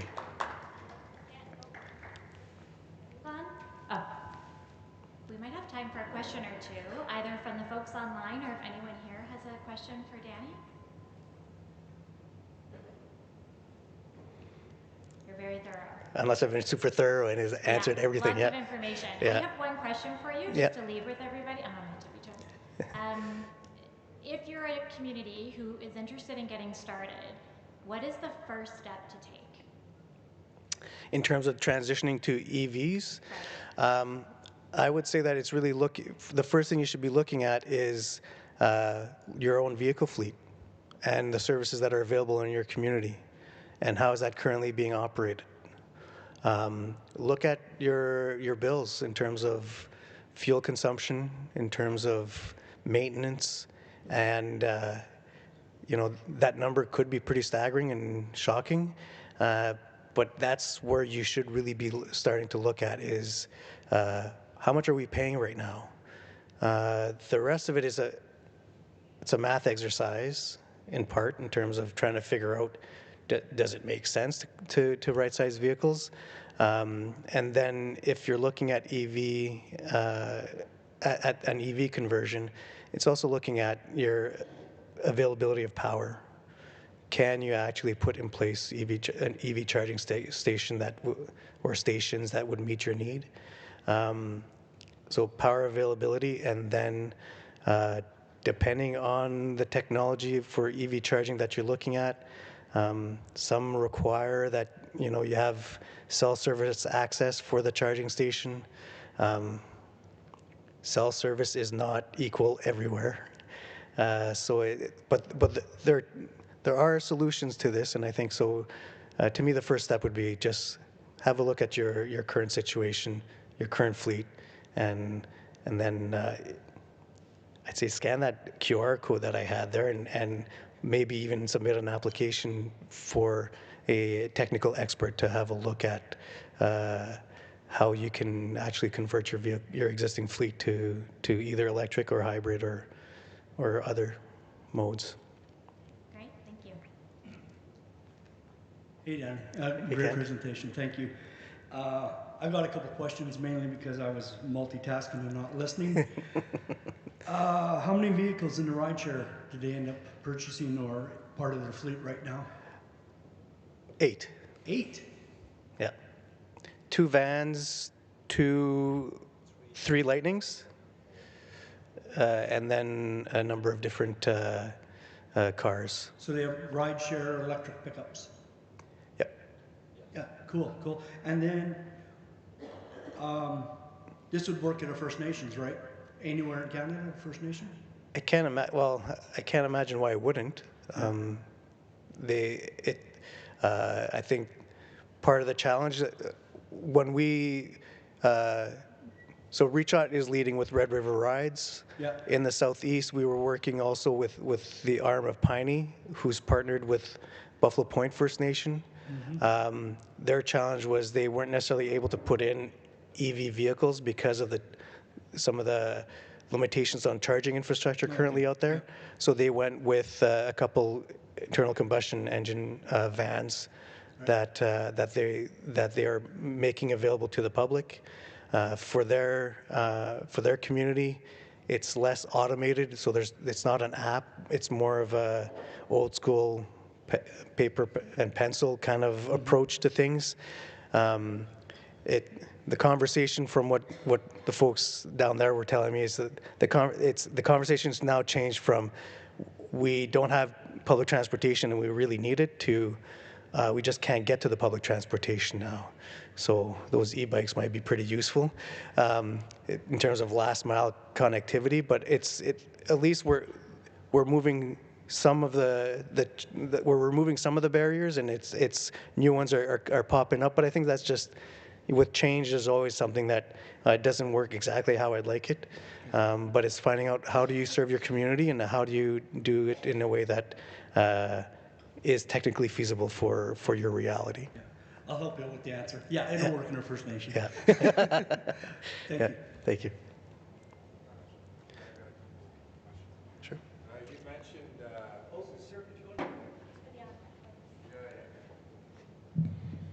you mentioned, I think it was Saskatchewan had First Nations that are more open to EV infrastructure and the transition to EV vehicles. Could you just maybe elaborate on that and why it might not be happening in Manitoba, and whether or not you think it's like a remote community versus, you know, nations or communities that are closer to city and easier existing hydro infrastructure. And then we had the elder, you know, speak a little bit on this too, like the one instance where an individual got a brand new vehicle and there's all computerized stuff. You know, you're going over the bumpy roads. Like I've seen some communities where they're working on getting dust control because they are all, you know, gravel roads, and people are getting sick from so many people driving around, and you know, you don't want that around the schools and so forth. So I'm just kind of trying to picture how the transition would look for a remote community. You know, like if you have cars that need to be shipped in for a repair, you know, how do you service those folks that are now waiting for their vehicle? And you know, on remote communities, they're already dealing with the waste management side of all their existing, you know, diesel vehicles and so forth, where they've had to break them down. You know, they're finding ways to process it now and ship it out of there. What does that look like for EV vehicles? You have batteries, are those easily shippable? Or, yeah, could you just provide some more insight on that? So those are all really good questions. I don't know that I have an answer to all of it, but I think that's part of the planning process that would have to take place in terms of what does it mean for a remote community who's looking to transition to this. What does the labor force requirement look like? Do they have capacity in community to start training their own folks in maintenance of these vehicles? That's why I said earlier, I think, you know, each with climate change and solutions, they very much need to be tailored to the community. And I think here we have an example of Reach Out who's put out an initiative. They're less remote, but they've taken time to develop a system and a process that they think will work for them. I think each community needs to go through that same process, but on their own. The technology is there, but how do you actually use it in your community, in your reality? Piney and Buffalo Point knew that they don't have the internet connectivity and the cell connectivity to use digital tools, so they're using it using a more hands-on approach, paper and pencil. So to me, it's very much the technology's there. Communities just need to work with the experts that can bring in that lens of this is how our community works. This is how our organizations within our community serve the various pockets of the population. How do you integrate all that into a new system, or how do you integrate that possibly into an existing system so that it truly meets the needs of the community? So I'm kind of giving you a non-answer, I guess, in a way, but it's very much, I think each solution has to be specifically tailored to the community specifically. How do you deal with gravel roads and all the dust, control all that? Like the solution may have an impact on much more than just transportation. And I think that's really the first step of why, you know, you need to develop a plan, and then from the plan look at more specifically at the details of implementation for specific components of it. But it has to meet the needs of the community. Just saying, here, I got this new car, we should all use it, I don't think is the right approach. And then in terms of in Saskatchewan, why is it different? It's just we've just started. We're wrapping our first year of intakes for projects, and so we're approaching our year end, and we just noticed, boy, there's a lot of it's like this is going gangbusters with First Nations. It's just something that we've noticed. We haven't delved really into it in terms of why that may be. I'm guessing they're seeing an opportunity of some sort for their communities to benefit. Some of them are on high traffic areas for folks, so I'm not too sure exactly the locations that they're installing these in, if it's just for their community or if it's, you know, for folks at large. But I know that previously in Saskatchewan we had done some work where the town of Nipawin, for example, applied to our program. We approved them. They were going to go forward with it, but the backlash that they got from their community, from their residents, was so much that they actually decided to withdraw their application and not go forward with the initiative. So I don't know if it's culturally it's different in Saskatchewan in terms of the political climate when it comes to electric vehicles. I know that there's a new tax that that the provincial government is imposing now on EVs. It's a different world, and like I said, the feds have been pushing us to go to Saskatchewan more because I guess they needed someone to kind of take that baton and run with it in Saskatchewan. But how we planned out the rollout of our program and what's actually happening is really a surprise to us, but a pleasant one, because all of a sudden we're seeing like, boy, there's a lot of interest there, and I want to bring that up here in this group because maybe there's connections that can be made with the communities in Saskatchewan and going, why are you doing this? What benefit is there to you guys? And I certainly don't have the answers right now, but you know, it's one of those learnings that we're learning on the fly and figured it'd be good to share. Some of you folks may have better connections out in Saskatchewan way than we do, and maybe there's folks there that could be of assistance more than I can be right now today.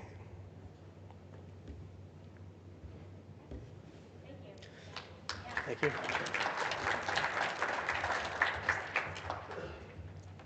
Bring that back down.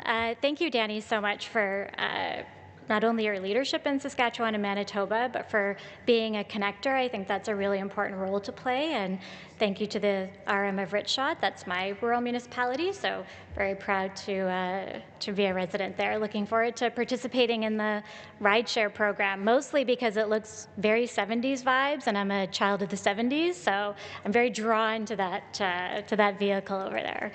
I also, Jesse, in terms of your question, I think, you look around this room, and this room should be full, but the people that are here, I work a lot with small, medium-sized businesses, and it is always, what can I do? I'm just a small company, I'm just an entrepreneur in a small organization, and it's events like this where we come and we talk to each other and we learn from each other, and then we go back to our communities and our networks and share everything that we've learned. So just want to thank you for being here, but I do think it takes a champion. I think it takes that one or two people to get things started, even if it's the conversation and it's the learning.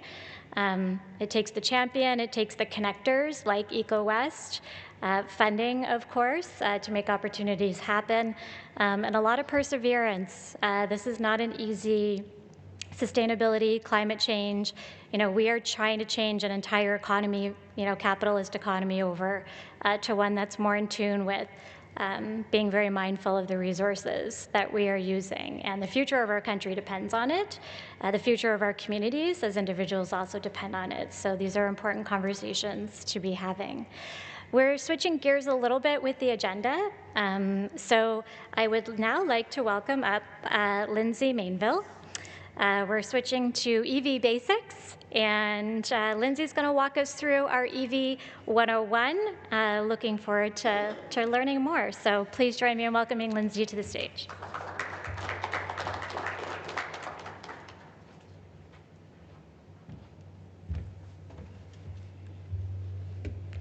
Oops, sorry.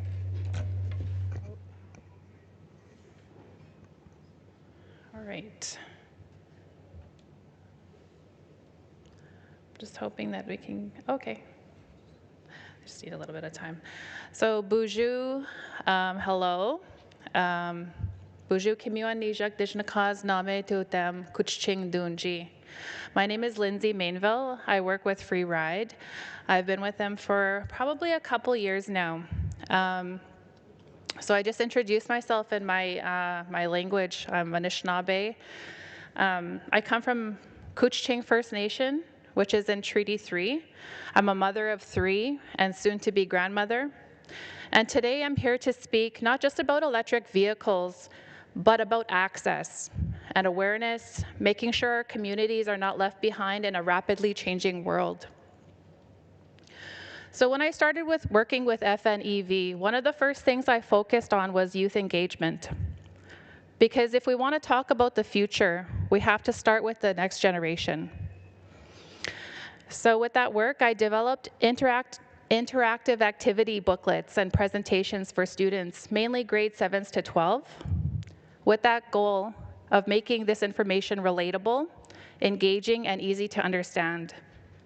And one thing I noticed right away is that while many youth have heard electric vehicles, they don't really see how it connects to their lives. They don't really see how it connects to their lives, and that's not with like a lack of interest, it's a lack of exposure. So in many of our First Nation communities, schools and leaderships are already carrying a lot. They're focused on immediate needs, urgent priorities, and supporting their people day to day. So when something like electric vehicles or clean transportation comes in, it doesn't always feel like that fits right away. And that's totally understandable. But what I've learned through doing this work is that because something isn't a priority yet, doesn't mean it won't become one. And when youth are given the opportunity to learn about it in a way that connects to them, something shifts. They start asking questions. They start thinking about, how can this impact their community? How can it reduce costs? What does it look like where they live? And that's where the awareness begins. What this work has shown me is that the interest is there. It just needs to be met with opportunity. And that's why it's so important, the work that we do. Because we can't wait until communities are already asking. We have to create the space for learning first. Because change is already happening. Funding is growing, infrastructure is expanding, decisions are being made, and our communities deserve to be informed, included, and prepared, and not catching up after the fact. For our youth especially, this is about more than just vehicles. It's about helping them see themselves in new industries, explore opportunities in clean energy and technology, and feel like they belong in those spaces. Because if they don't see themselves in it, they won't pursue it. And if we don't create access to this knowledge now, we risk leaving them out of opportunities that could benefit them in the future. But when we do this work, even in the early stages, we're planting seeds. And those seeds grow into curiosity, confidence, and leadership. And that's how real change begins. So I have a PowerPoint that I use to present to students within First Nation communities. So I have a clicker here. So I'm just going to go briefly through it. So here's the beginning. It's electric vehicle education for grade 7 to 12, understanding the future of transportation. And I hope I work this properly. So I go into talking a little bit about what FNEV, Free Ride, is. Our staff, so me, Lindsay Mainville, Chief Raymond Flett, and Kent, of course. And then we lay out some of the ground rules. You know, when you're working with children, especially in younger grades, they get antsy. So you kind of lay out the ground rules about respect and responsibility. And so we try to keep it really simple because we want it to make sense, right? So we talk about why electric vehicles matter. We talk about clean air for future generations, lower travel costs compared to gas, future jobs in green energy and technology. We did a little bit of games called like true and false. So some of these true and false questions we do, and they really like that. So it's like, can cars last in the Canadian winters, things like that. So yeah, it's interesting. So then we go into how EVs work.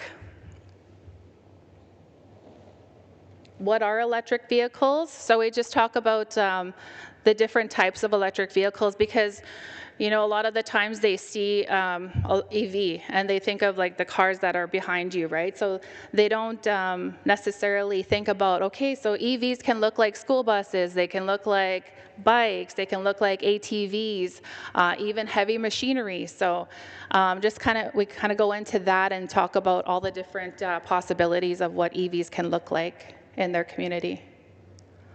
And then we go through the history and development of EVs. So a lot of them are shocked that EVs have been around for years and years, probably older than most of us in this room, right? So we talk about that and the development and where technology is leading towards.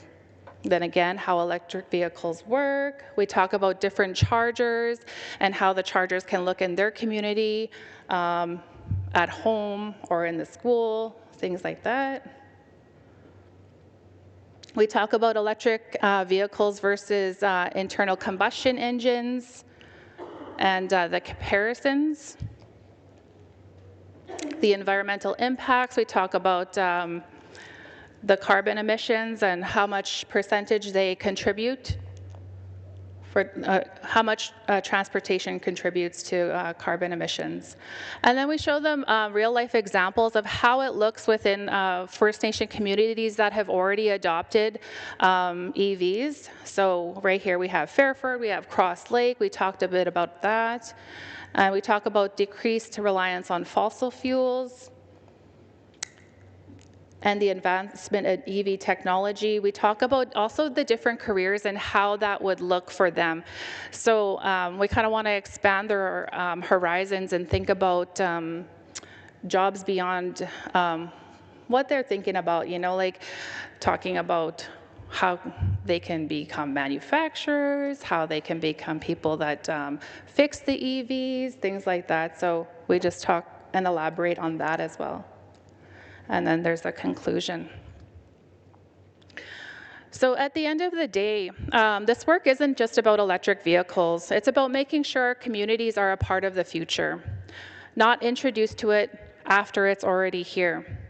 It's about giving our youth access to knowledge, so when opportunities come, they're ready. And for me, that's where the real impact is. So with that, I want to say Kachimi Gwech, and I also wanted to say thank you to the drummers. They're not here anymore, and thank you to the elders, Kachimi Gwech, for your time, your knowledge, and your presence, and for all of you attending as well, and the dancers as well. I'm really proud because my son was a part of the dance crew. He's actually sitting right there, so he actually helped bring in the EVs. So there you have it. You know, you have youth being exposed to what this could look like for them as well. So I'm really proud. And yeah, miigwech, thank you. Enjoy your day.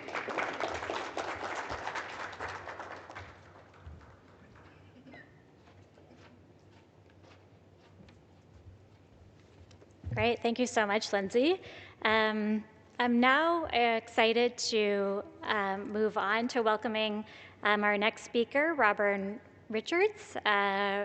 He is from NIBI Envirotech. Robin's going to be sharing a little bit about, switching gears a little bit, about the AgriPod system, innovative container-based solutions for year-round food production in northern and remote communities. So please join me in welcoming Robin to the stage.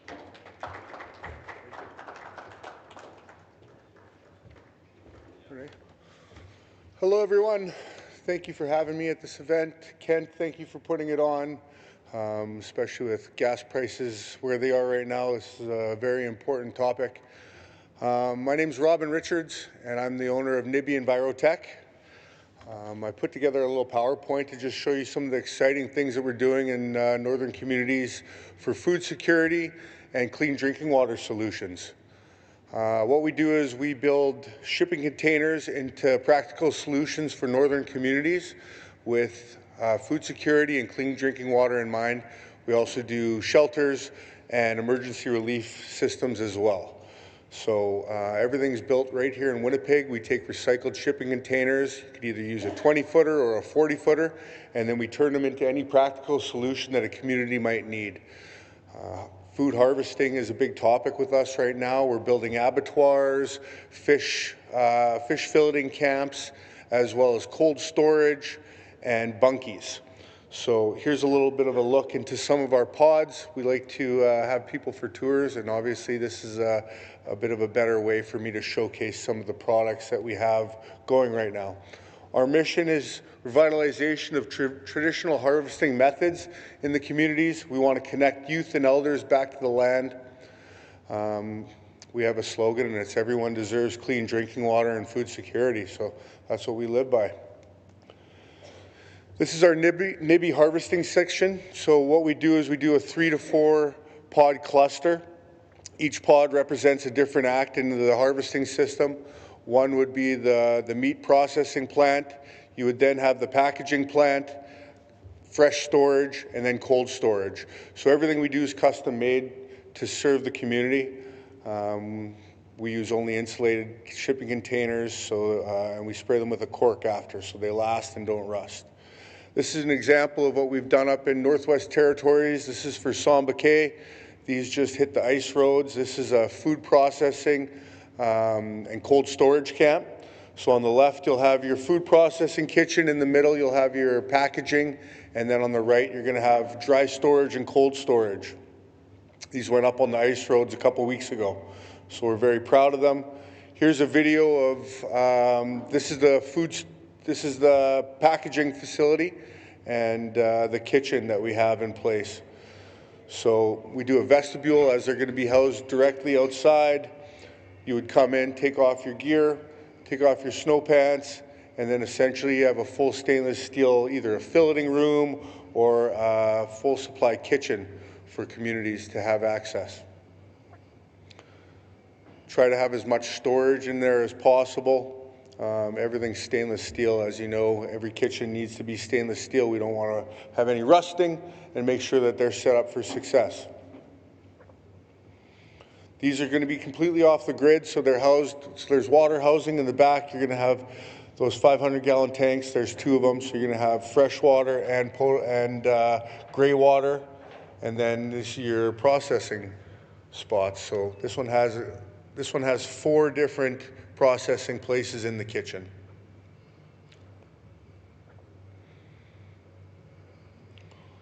So we'll go ahead to the next pod. This is them when they received the pod. This is Julian out in Sambuquet. So they're gracious enough to send us a little video how pumped they were. We were actually able to partner with Food Banks Canada and send them up with $40,000 worth of food from Food Banks Canada and Wichimawagan. So it was a really good piece that just landed a couple weeks ago in Northwest Territories. This is an abattoir, so this is for processing your meat and deer. We can put them right in the shipping container. That way you don't have to send your meat away for harvest. We know that every community does have a hunting season, and in order to prepare for winter, we wanted to make sure that communities were able to process and harvest their meat directly at the point of contact. Cold storage as well, so you want to make sure that you're having a freezer or a fridge. What we do is we could either tailor it to fridge or freezer. That way you're able to keep things fresh and you're able to harvest it and hold on to it for as long as we can. This is an example of our cold storage pod that we made.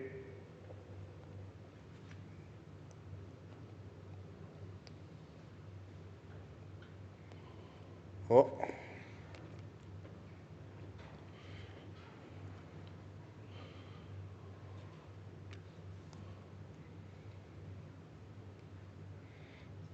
Okay, we'll try again here.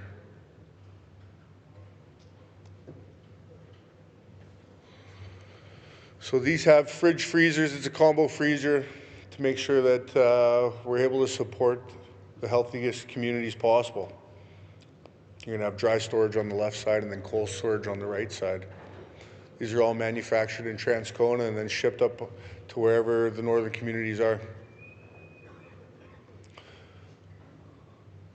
This is a community that's going up north. They wanted a vestibule in the front, so we did a 3-pod system along with the vestibule. That way you don't have to go outside every time you want to go from pod to pod. These were some of the sponsors that helped us provide $40,000 worth of food for the Saul McKay, which was unbelievable. This is all the food packaged and ready to go, shipped up. They're going up on the ice roads, as you know. It's pretty treacherous up there, so we made sure that it was all battened down and ready to deliver. So just to go through the number of different variables, we have a number of different SKUs, and this is our AgroPod. It's for growing fruits and vegetables, traditional medicines. You're able to grow year-round. Essentially, you're using hydroponics to grow fruits and vegetables. These are cherry tomatoes, peppers, and that sort of thing. So.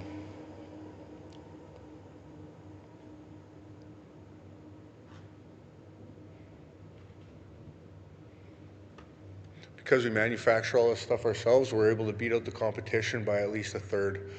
So it's a little hard to read, but this is some of the produce that you could get from there. We're talking strawberries, tomatoes, flowers, peppers, tobacco. There's a number of different variables you could grow in there.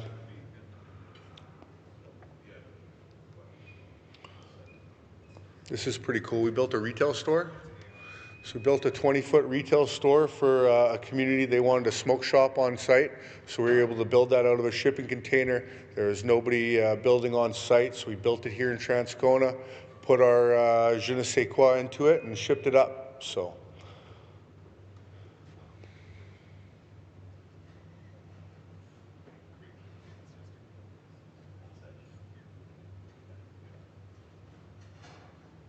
You have your menu boards on the left side and then lock and carry on the back end.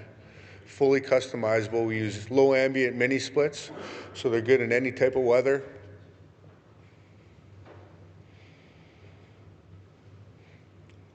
And then I know we're getting hungry, so I got 2 more to show you here.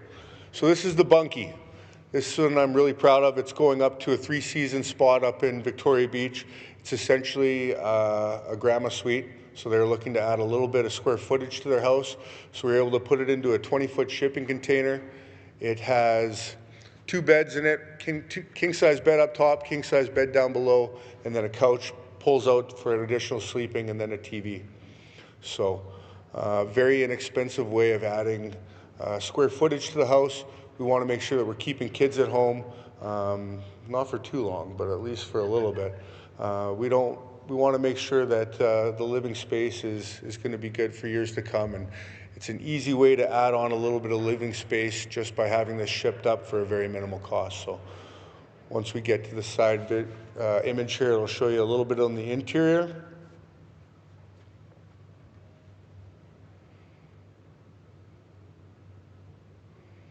So yeah, decking system, king-size bed up top, king-size bed below, couch. There's no plumbing in this one. It's just going to go beside another cabin, but essentially they have 2 extra beds to house any guests that are coming to visit.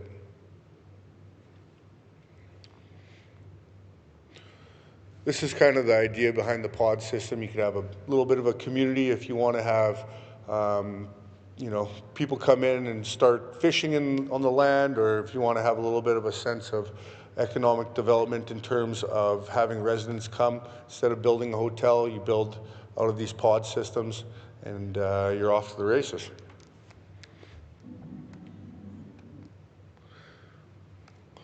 So this is the last video here. I don't know if you want to turn on the sound for this last one. This is a water project that we did up in Tutunwayozabing.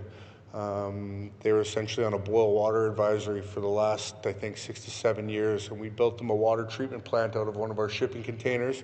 It's a 20-foot plant, fully insulated. Water comes right from their well, we clean it, and it's essentially a bottling station on the other end for any community member to come during work hours and fill up a 5-gallon jug.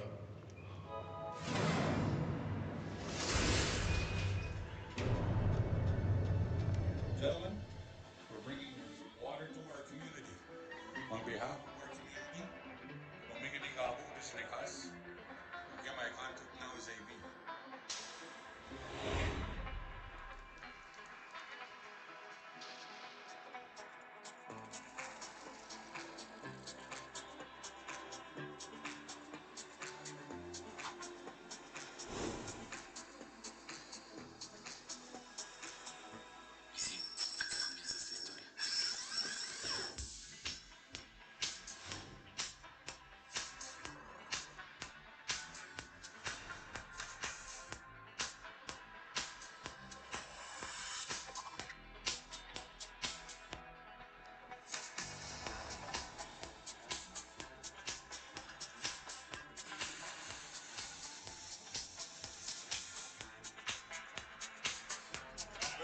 Very humble for you gentlemen to bring water to our community. A long time coming. It's our pleasure. Thank you very much.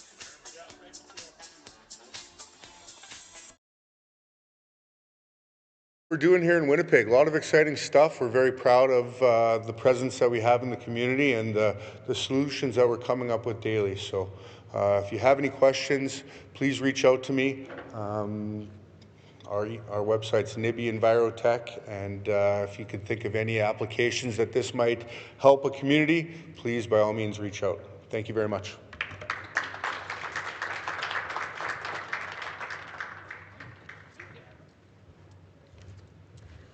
That was great. Thanks so much, Robin. A few things hit home. I have 2 teenage boys at home, and with the cost of inflation, we'll probably be home for a long, long time. So appreciate the granny suite. My Italian friends, I grew up partially all over Canada, but spent some time in Toronto. My Italian friends taught me you never return a container empty. So really, really amazing that you were able to ship the container full of food as well for that community. That's incredible. And my father-in-law's a big hunter, and I didn't grow up around hunting. So you can imagine my surprise the first time walking into the garage to grab a beer during hunting season to see the deer doing its thing. So I would really appreciate if he had had one of those processing areas at his own place to save me the shock. But it's all great. I love his sausage, so what are you going to do? It's all worth it. Next, I'd like to invite Kent up to the stage.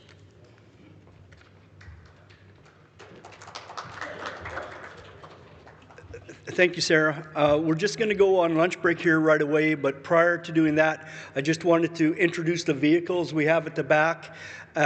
We have some dealer reps here as well. So just so you're aware of what you're looking at. On the far end, supplied by Birchwood Kia, that is a new model. It's called the EV4.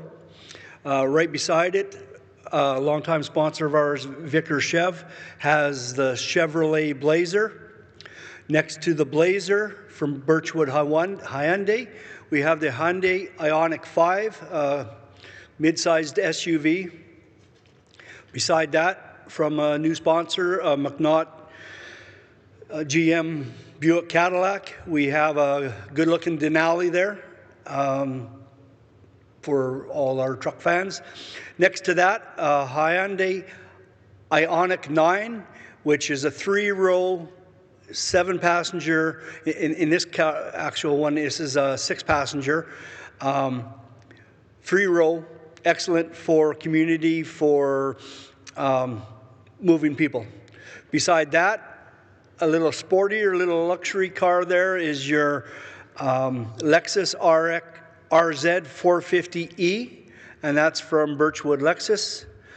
Last one on the end is Birchwood Kia, and that is a EV9, similar to the IQ9. They're sister brands, but that one there is a true 7-seater, and again, excellent for community, for people transport. And the bright and shiny one on the end, that's a Volkswagen Buzz. So that's about the only real-life minivan that's available in the EV world. Danny talked a bit about it, how it's used for the rideshare, but again, for community, for moving people around, it's a great choice. We do have some reps here from Birchwood who can help walk through the vehicles, but otherwise, just take a look, recognize the dealers that brought them, and remember them when you're out shopping. One other thing in the middle there, that's a charge station. That's similar to what we put in a Fairford and Grand Rapids. We've got 2 more going in right now for Fisher River Cree Nation as well as Swan Lake First Nation. So that's the purpose of the event here, is to show off that unit. Our goal is one of those in every First Nation, providing, no cost or low cost transportation for all First Nation people in Manitoba and eventually beyond our borders. But with that, we're ready for doing some lunch. So if you all just take a minute, we'll do a little bit of grace here and enjoy our meal.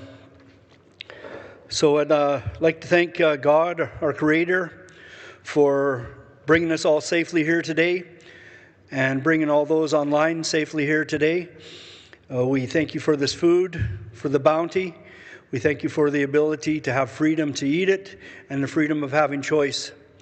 So with your blessings, we'll nourish this food and give thanks. Amen. Okay, so online guests, we'll see you in about 25 minutes.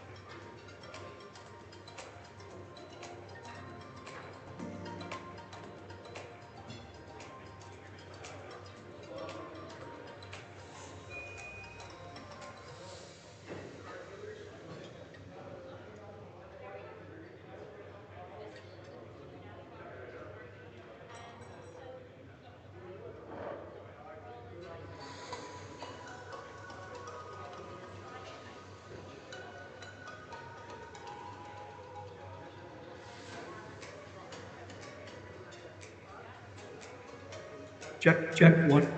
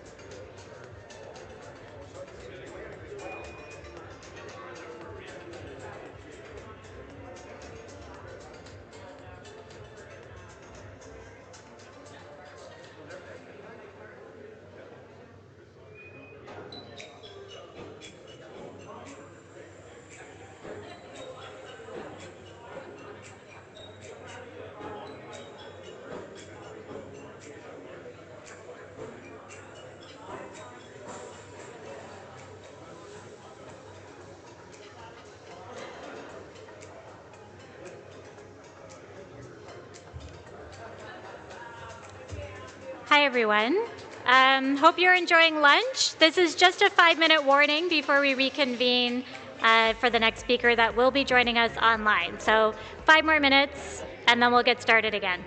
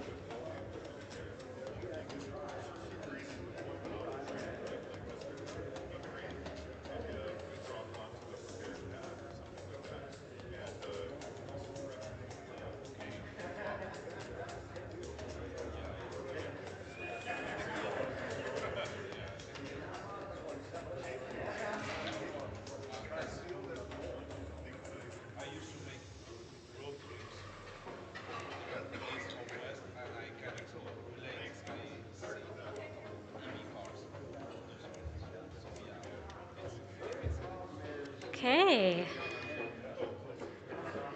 Hi. Okay, welcome back. Hope everybody enjoyed lunch. Big thank you to the Victoria Inn and all the staff for their support of a great lunch. Really appreciate it.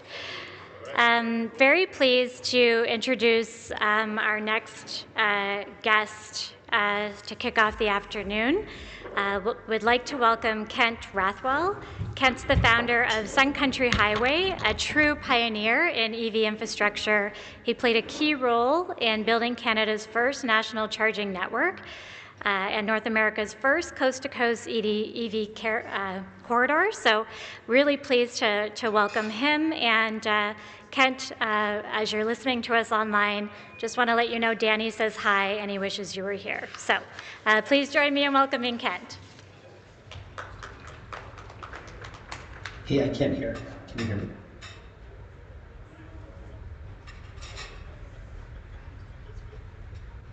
Hello. Yeah, we can hear you. We can hear you. Okay, thank you. Thank you, Ken.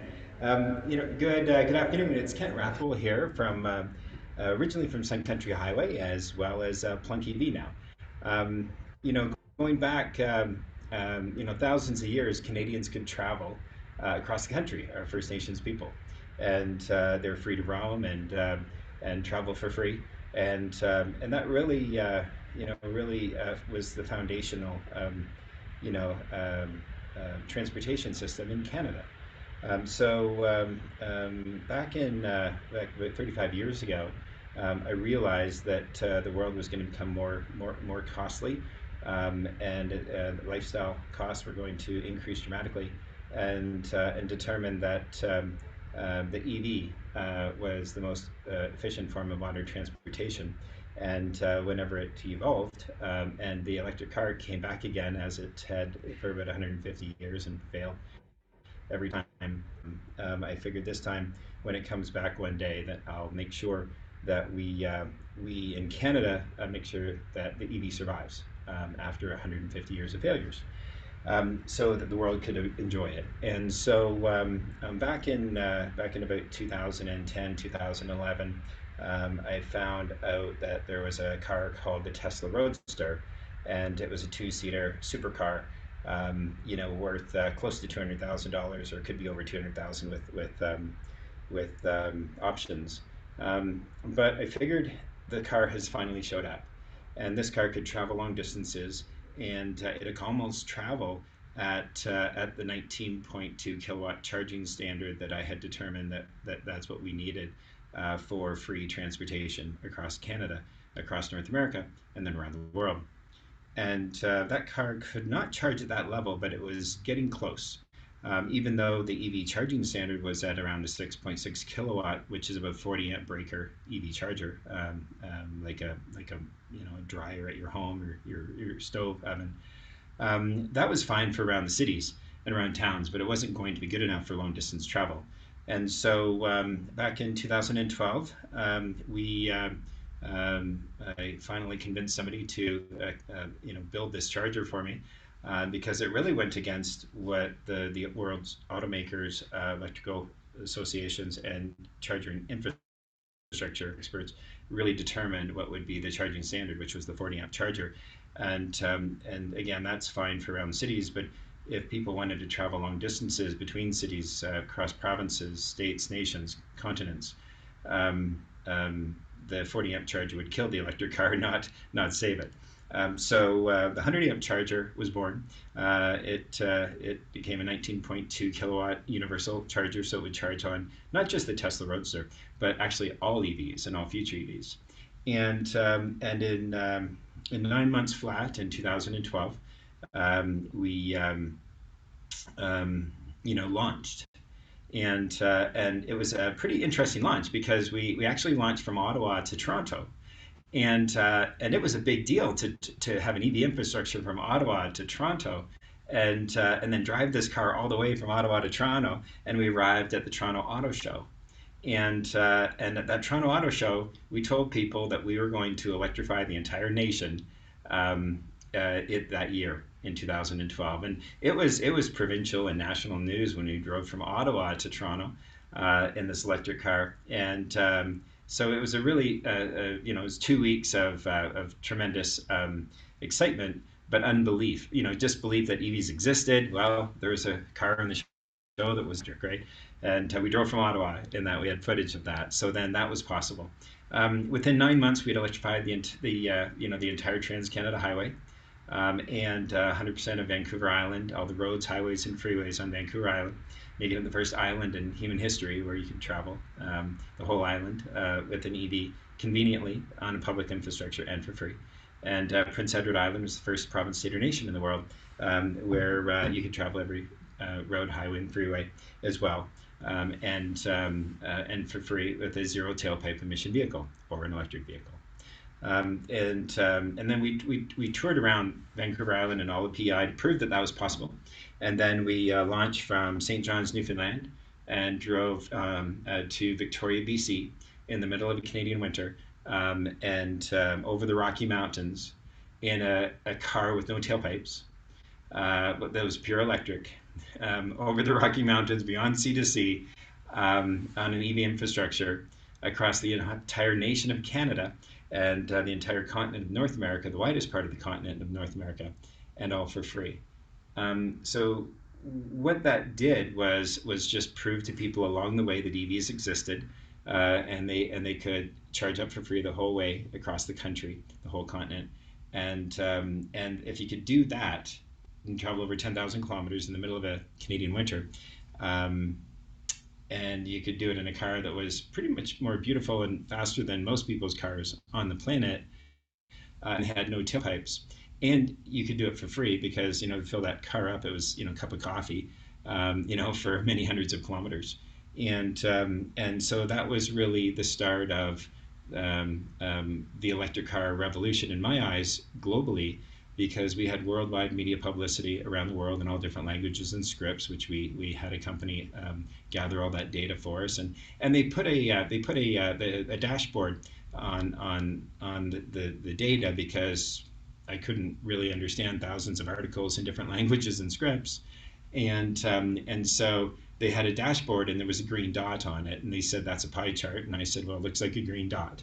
And they said, well, it does, but that's because 51% of all the media around the world is positive in nature. So each article on that dot, the pie chart, showed up as positive in nature. So what we did with that event was prove to the world that EVs existed when probably 1% of the people globally even believed in EVs, if that. That they would exist, that they would survive, right, after 150 years of failures. But yet 50% of people globally believed in UFOs at that time. So it was a really early days. The next year, in 2013, because the EV wasn't safe enough globally to survive, so we connected 99% of all of Canada with free-to-use complimentary EV charging, where people could charge up at hotels and municipalities and restaurants and spend their tourist money and while they travel.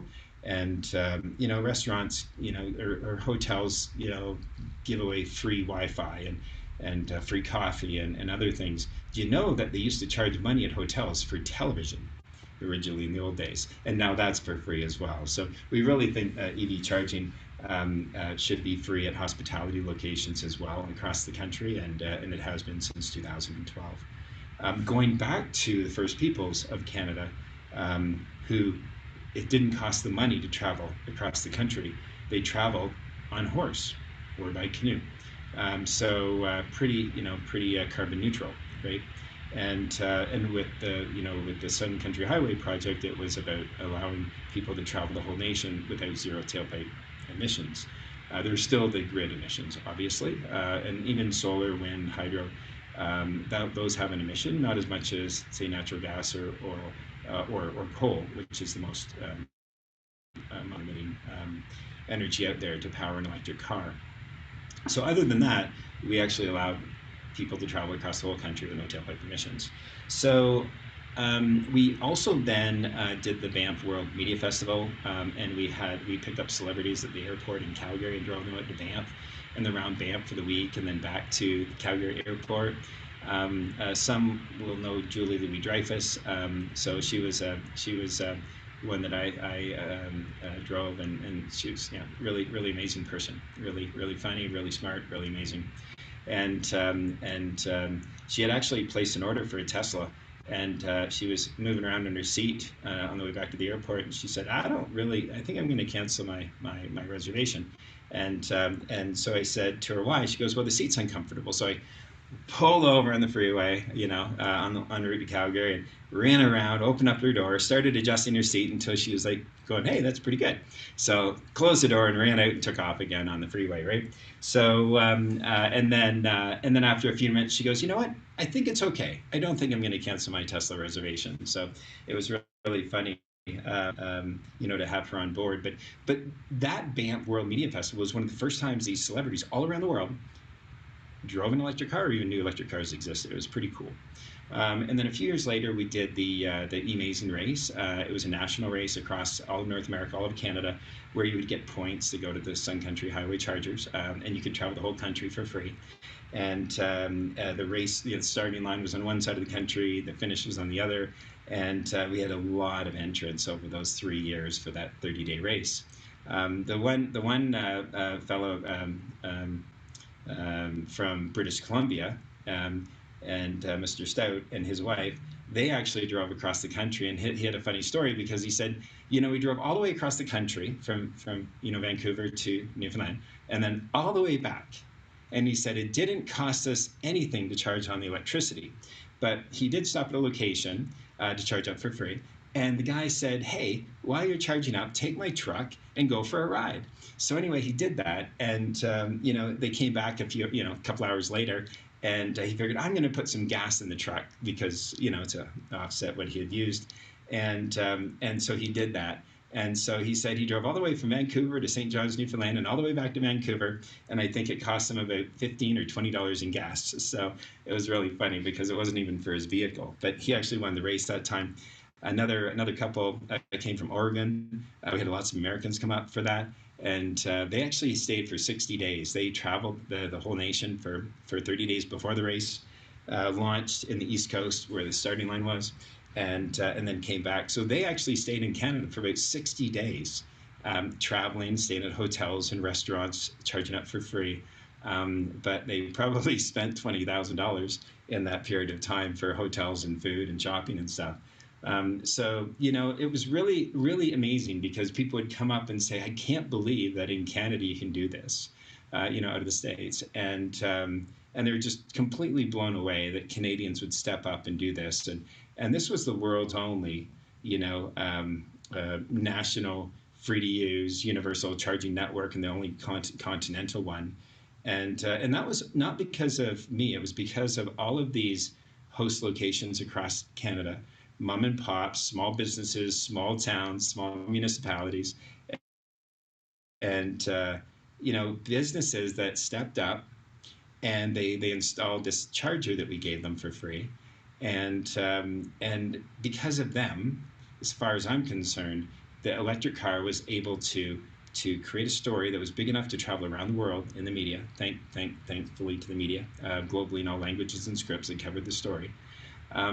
That average people stepped up and contributed something to society, and actually allowed people to travel the whole nation with no tailpipe emissions and for free. That wasn't a government initiative. It wasn't funded by publicly traded companies or any provincial governments. It was an average grassroots movement. But without those average people that put in the charging stations at their village or their town, the electric car might not exist today, because people around the world needed to understand the EV existed and then support it. And then if they did, then the EV might survive. Tesla and other companies would maybe sell enough vehicles to survive. And that was really the impetus for making sure that people could travel for free in an EV, and that would shatter the reasons why the EV would disappear again, because people had never put in an EV charging network that they could travel on long distance like that, nor allowing the EV to travel for free. So that was the model. And ironically, that took transportation back to how it was with Canada's first people, or North America's first people, or most countries' first peoples, it was free to travel. And in talking to many of them, across the nation, they really felt left behind in the transition from horses to gas automobiles. They felt left behind in the energy sector, and that resonated with me. I wanted to make sure that we didn't leave them behind again as we transition from, say, gas and diesel, fossil fuels, carbon intensity transportation over to electric transportation, electrification. So it's been very, very, very important for me that we partner with First Nations across the country, as we did with small businesses and families and villages, who really, in my opinion, showed the world that EVs existed. They can travel long distance, and they can travel for free, and they can travel in a cold winter in Canada and over the Rocky Mountains in the freezing winters. And that was not an easy winter. It was quite a deadly winter in a lot of fronts. It was pretty horrendous. But if you could do that, then you can do it virtually in any country in the world. And people realized that EVs were really beautiful and fast, and so it became a cool thing. And then so that's basically what we did in 2013, was connected about 99% of all Canadians with the roads, highways, and freeways across the nation. And then we went into the USA, because you couldn't even travel all of California at that point, like you could all of Canada, in an electric car conveniently. So we rolled out our high-powered level 2 charging systems there, across the states, and then into Norway and throughout the Caribbean and a lot of countries. And a lot of that was just to prove that, hey, we're giving you these chargers. They're from Canada. Not that they're funded by the governments, but they're from Canadians who believe that this is a really great form of transportation where people can travel for less money, and with no tailpipe emissions. So so that was a Canadian initiative. For that, we actually won the world's best automotive solution of the whole year in every automotive category, and it was pretty spectacular to win that, because we weren't obviously trying to win any awards. We were just trying to make sure the electric vehicle survived and thrived, and we could actually lower the cost of living for a lot of people that really needed that, and also embrace First Nations to allow them to travel as they used to travel without cost, and others to benefit from that as well. And surely when people do travel for free, they spend money on food and water and drinks and magazines and hotel rooms and destinations and such. All municipalities offer tourism. They charge taxes for tourism, and they spend money on tourism. And without EV chargers, they're not getting tourism, and people do travel more when they can travel for free. So that's really our goal this year, is to put the final piece together, and that is actually called Plunk EV. Plunk EV's been designed to roll out for 35 years, and I needed to put together a lot of the pieces to make that happen. And it's really going to be pretty special for the whole world again, and for people that have lost faith, lost hope that we can solve climate change, and deal with the cost of living, for a lot of youth to afford a house, and to pay the property taxes that just keep going up. Our Plunk EV initiative is really the world's first EV ecosystem, as Bob Purcell says. Bob Purcell is considered by many around the world as the father of the modern electric car. He rolled out the EV1 program and the EV2 program, but the GM canceled the EV2 program, and then after that, Bob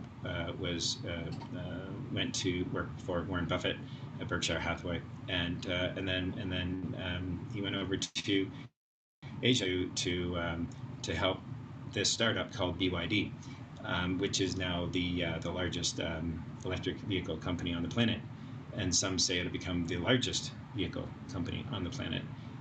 So Bob was over there for 3 years every month, and then he went to another company, Via Motors, which is electric pickup trucks, which I was involved in back in 2013 and 12, and then when they sold that, for $1 billion, he became available, and I reached out and said I wanted him to be part of this. So Bob has said that Plunk EV is the world's first EV ecosystem, and when I asked, is there anything like it in the world? Is anybody else doing it? He goes, no one's even thought about it, anything like that, right? So let alone doing it. So it looks as though Canada will be a special place this year again. Plunk EV has been rolling out in South for the last 2 years, and funded by angel investors from all over Canada, including the Northwest Territories, or the territories, into the States and Mexico, and we're talking angel investors around the world, and Plunk will, I believe, set the standard again for the whole world, so that people can have hope and faith and trust again, and believe in their fellow man, and unify all peoples that have been separated for whatever reasons, but to really inspire them, empower them, give them hope that we can solve the climate change issue globally. And for a lot of people who've decided not to have kids because of climate change, I'm really hoping that Plunk can inspire them to have kids, because they're the ones that should be having kids, right, as well. So all in all, you'll find out lots more about Plunk EV this year. The world's going to find out about it this year. We're going to be coming out of stealth, and it's been working quite beautifully. The data we have is incredible, from all of our systems across the nation, and yeah. So stay tuned. It's going to be a fun one, and we believe that the world will be a better place after 2026. If there's any questions at all, I'd be happy to answer them. Much. Kent, we're just waiting to see if anyone has any questions in the audience. What an incredible career you've had. Thank you for your leadership in this space. Excited to see what Plunk EV is going to be doing in the future. I think you've done such a thorough job, we don't have any questions. Oh, well, wait, I can say that Manitoba, there's something special for Manitoba with free ride. We partner, and then now you can actually travel up to Thompson, Manitoba from Winnipeg for the first time in human history in an electric vehicle. And so we also have some other very special things that we've done across Canada, around Canada, and so it's going to be a really, really hopeful year. Okay, and what's the best way to get a hold of you, Kent? Sure. If you want to get a hold of me, it's Kent, K-E-N-T, at plunkev.ca. So again, that's K-E-N-T at plunkev.ca. And, definitely, reach out and follow, and let's inspire the world. Okay, yeah. Can we get you on a webpage too?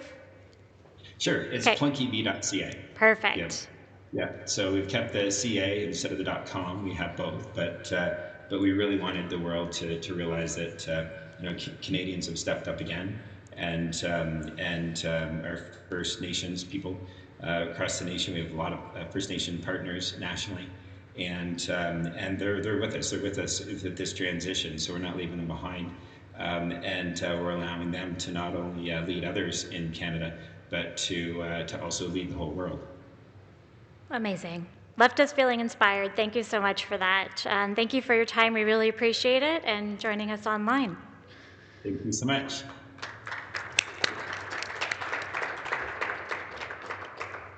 Okay. So glad that worked. Often that's not the case. And then I would have had to tap dance up here for a little bit or something to fill the time. So, wow, what a pioneer. That's incredible to hear his story and to hear about what's next. Moving on, I'm really pleased to welcome Michelle Budowski from Assiniboine College.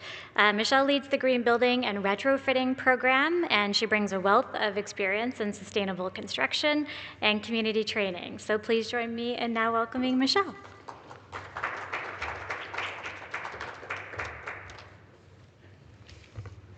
adjust that just a little bit. So it's actually Badusky, but you did really well, really well. So again, my name is Michelle Badusky. I'm here with Assiniboine College to talk about the Sustainable Green Building and Retrofitting Program and the Manitoba Green Building Program, which we're delivering now in 10 First Nations across the province. And I want to talk to you a little bit about how that ties into an EV.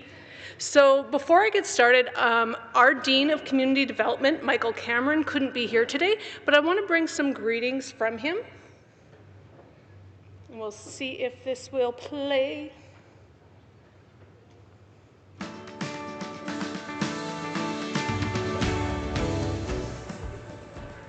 Hello everyone, and welcome to Assiniboine College. My name is Mike Cameron, and I am the Dean of Community Development here. Assiniboine College is privileged to provide learning opportunities on the lands of the Dakota Way, the Niniwak, the Nehithawak, the Nehiyawak, Anishinaabe, the Dene Selin, Anishinaabe, and the national homeland of the Red River Métis. It's my great pleasure to welcome you to Assiniboine College, whether you're partnering for the first time or you are a returning partner of ours. You are now part of a vibrant, diverse, and supportive community. At Assiniboine, we believe in learning by doing, combining hands-on experiences with classroom knowledge to prepare you for success in your career and in life. But just as important, this is a place where new perspectives are shared and opportunities for personal growth are around every corner.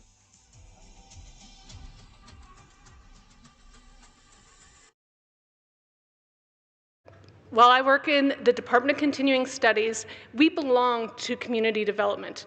And through community development, we partner with First Nations all across the province and into Saskatchewan to bring community-based learning. And that's what I'm talking to you about today. But I'm a little bit inspired to give you a little bit of information about myself after listening to our speakers this morning. So I grew up in northern Manitoba, and I've only been down here in the south for about 20 years. I spent the first 30, so you can figure out my age from that, in northern Manitoba, living in communities like Thompson, The Paw, Churchill, Cranberry Portage. And if you notice my barrette and my earrings today, I know that sounds like a weird thing to talk about, but if you notice them, when Wes spoke this morning about connections and recovery and footsteps, it made me think about my choice of jewelry today, because these were gifts from an elder that I got from the time I spent living and working in Churchill, when she found out that I was a recovering addict.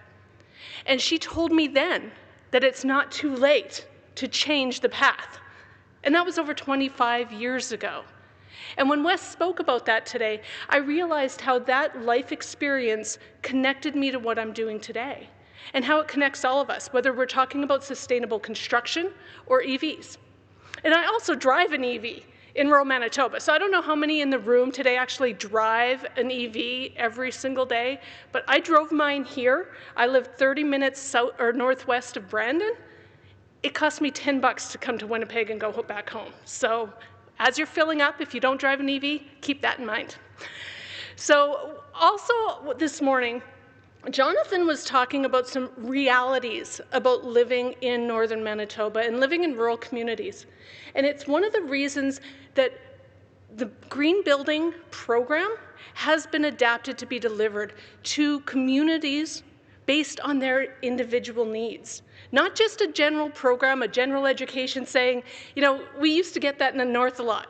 We'd get training programs that someone developed in Winnipeg or the States or Toronto, and they'd bring it to us, and we're like, this doesn't apply here. What we do in community development, and what I do in continuing studies, is custom design curriculum to meet the needs of the communities we deliver it in. And you may be wondering what sustainable construction has to do with EV, but I think Jonathan touched on that today when he was talking about returning to the land and the lessons. You know, we listen and we think about the sun, the water, the earth, and the air as the elements that sustain us all creation. And that's what we do in sustainable energy: solar, hydro, geothermal, and wind. It's not new, it's actually old. It's what built all of our communities. So the program we're delivering today in Manitoba First Nations is called the Manitoba Green Building Program. And I have some examples of curriculum on my table and with me if you want to talk to me about it later. But it all started from the Green Building and Retrofitting Program, which we are delivering across Canada. This initiative partners us with 7 provinces, including Northwest Territories, BC, Alberta, Saskatchewan, Manitoba, Ontario, and New Brunswick. We have students from all over Canada taking this program. It is designed for new Canadians to introduce them to sustainable construction in Canada. And working with our subject matter experts, we were sure to include an indigenization of the curriculum so that new Canadians understand how important the land is to us here in Canada and how environmental sustainability is our future. This program is funded federally and delivered with all of these partners. And as of September, we started it in September, and so far, I've got to move over here. So far, we've actually enrolled over 434 students. We have 124 actively studying, 283 graduates, and we expect to put 1,600 students through this program before the end of January 2028. The program is delivered online with the help of subject matter expert instructors, one located in Montreal, Canada, and the other one located right here in Winnipeg. It is 100 hours of study over 5 weeks. And it is foundational. This is not trade specific. We're not teaching the how you go into a building. We're teaching the why. Because as we were talking, as Danny was sharing earlier, local expertise is needed.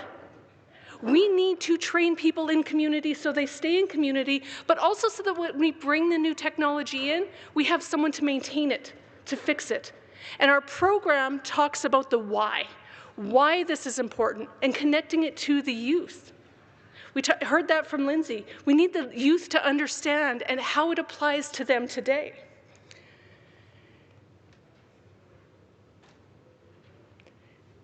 I was waiting for that slide to pop up. So there's 5 courses within this program. One is Sustainable Building Basics, Energy Analysis and Verification, Efficient Energy Systems, Envelope and Retrofit Systems, and Safety and Compliance Basics. Again, this is a national program designed to teach new Canadians the fundamentals of sustainable building and retrofitting in Canada. And as most of you are aware, Canada and Manitoba's net zero goals are in their infancy. This is the future of construction, but it's not just construction, it's about our communities, it's our housing. Whether we are building, living, or working in communities, we all need to have a focus on sustainability. So this program is not just designed for tradespeople. It's designed for people working in nonprofits, in community housing. We have a huge infrastructure change across Canada, and this focuses on the fundamentals of why we need sustainable construction and the technology, including solar, electric, geothermal, and how to make it apply to their locations. That's a little loud, so we're going to skip that. That's okay. So that is it's currently the Green Building and Retrofitting National Program. When the Manitoba Construction Sector Council heard about the work we were doing through an event like this and conversations, they came to us and said, is there a way we can adapt your program for delivering in Manitoba First Nations, with a focus on new constructions specific to the climate and remoteness that our communities are facing? And my background is, I'm actually not a construction background major. My background is in business and entrepreneurship. So as an entrepreneur, I said, of course, absolutely, we can do that. I will say yes to anything and figure it out later. So I worked with my team of subject matter experts, and we developed a brand new curriculum called the Manitoba Green Building Program that was designed specifically for delivery in Manitoba First Nations, tailored to their communities and their focus and their goals. This program is already running. It started just last month. We've delivered it already in Red Sucker Lake. We've had 3 community graduates. We are just finishing in St. Teresa Point. And these are small classes, and they're designed to be delivered in person. Again, we know these communities. We're working with the communities. Online programming doesn't always work. We have local experts and First Nations instructors that tailor the curriculum to the community. I have examples of some of our workbooks for the students, and I work closely with those instructors to deliver it for the needs of the community. Again, it is a 100-hour micro-credential, an associate certificate that these students receive. These are small classrooms. You can see the picture. That is our class up in St. Teresa Point, who will be graduating this Friday after completing 100 hours of coursework. Yesterday, we started in Barren Lands. We are also going to be offering the program in OCN, Pasquet Cree Nation. That's where I was born and raised. And April 13, Garden Hill, with 5 more communities coming this spring. Now, this program I'm so proud of, because it's meeting this need and meeting our students where they are. We are tailoring the education. Again, not the how, but the why. Why is it important? Why does it matter? And what can we do about it from a community level? This program also has 5 courses, but they are designed to be Manitoba specific. We have Manitoba Sustainable Building, Northern HVAC, or Northern Energy and HVAC, because we have a very diverse climate here in Manitoba, and we wanted to make sure that we didn't just repurpose a national curriculum. This was built specifically for Manitoba. Manitoba Energy Efficiency, Cold Climate Envelope. Now, I had to learn this because my background, again, is not in construction. I didn't know what the heck an envelope was when we were talking about it. I literally thought it was an envelope. Apparently, it's like the whole building outside, you know, that stops. Anyways, that's why I have subject matter experts. And Manitoba Safety and Compliance. So we understand the importance of safety, procedures, and permitting wherever people are building here in Manitoba.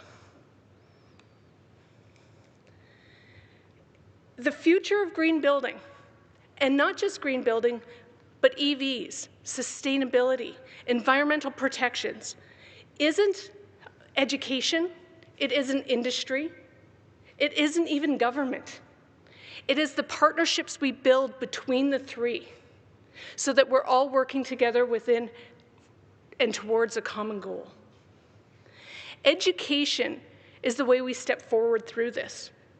As an EV owner since 2022, I still to this day have to educate people. I have to overcome disinformation. I actually showed our car at a car show when it was brand new 3 years ago in Brandon, Manitoba. And I had a woman walk up to me and say, "That car will not work here in the winter."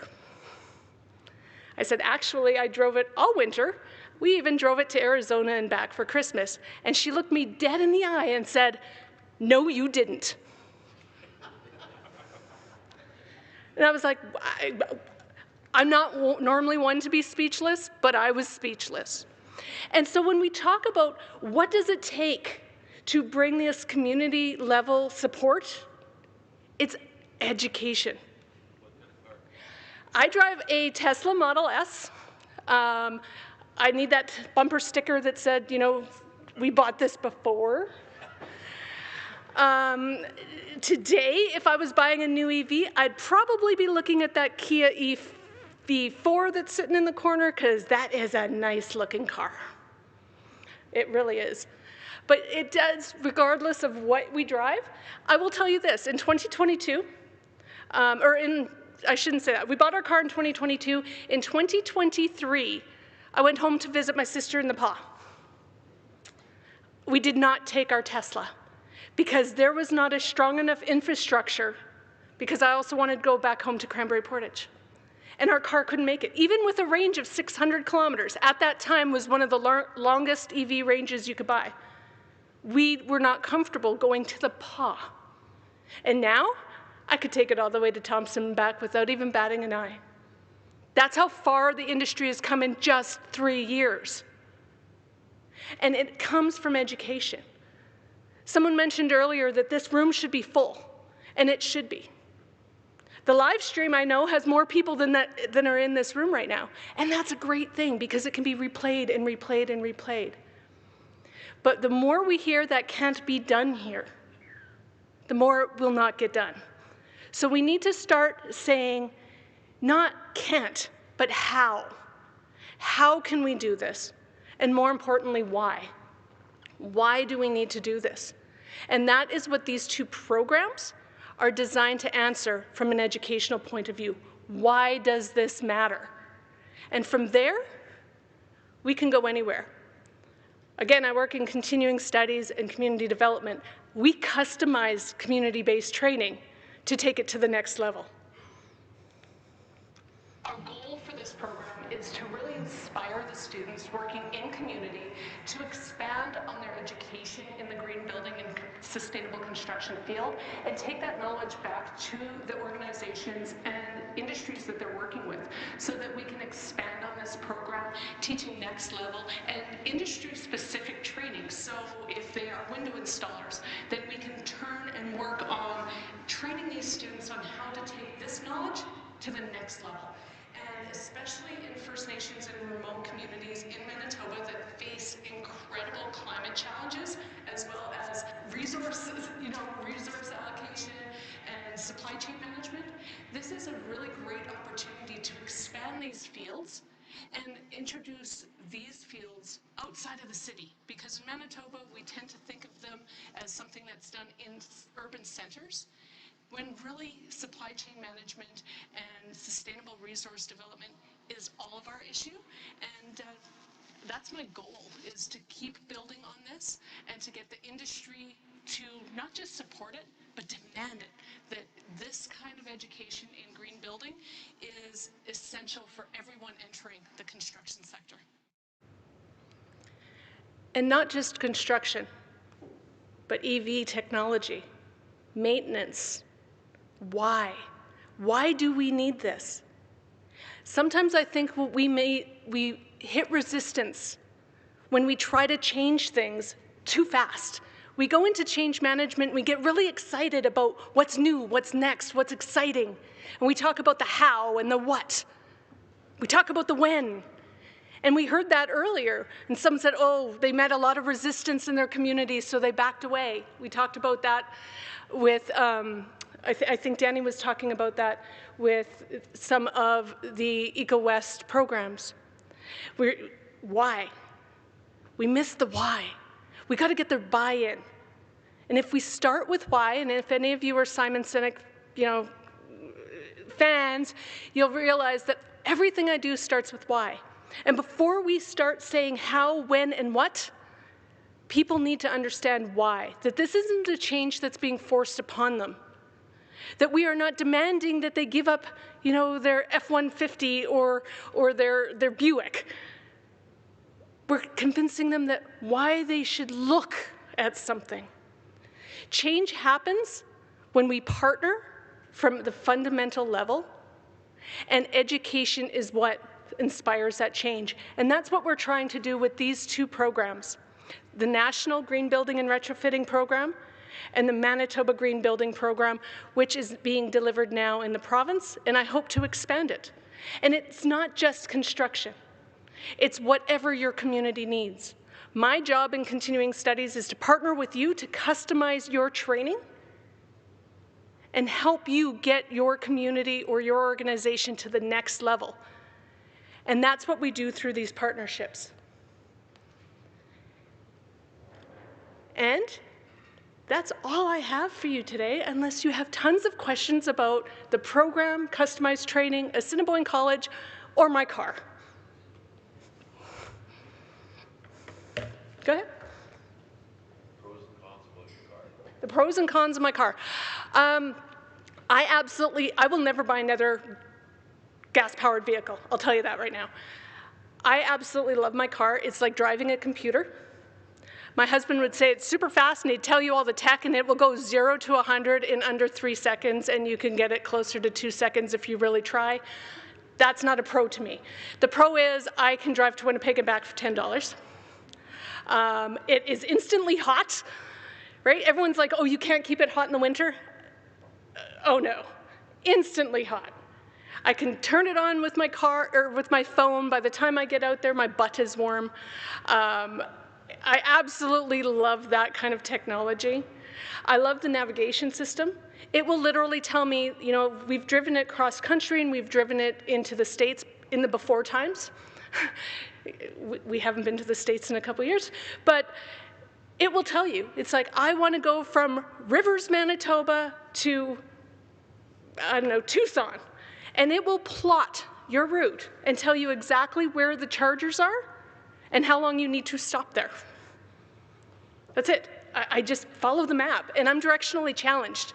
So it will tell me how to get there, when to go, when to stop. And one of the biggest questions I have about my car is, well, it takes so long to charge. I was listening, you know, in 2012, I could go for a couple-hour drive while my car charged. My car will go from 10% to 80% on a supercharger in about 20 minutes. Enough time for me to get out and go to the bathroom, grab a drink, and get back in. So I absolutely love that. The cons, here's a con.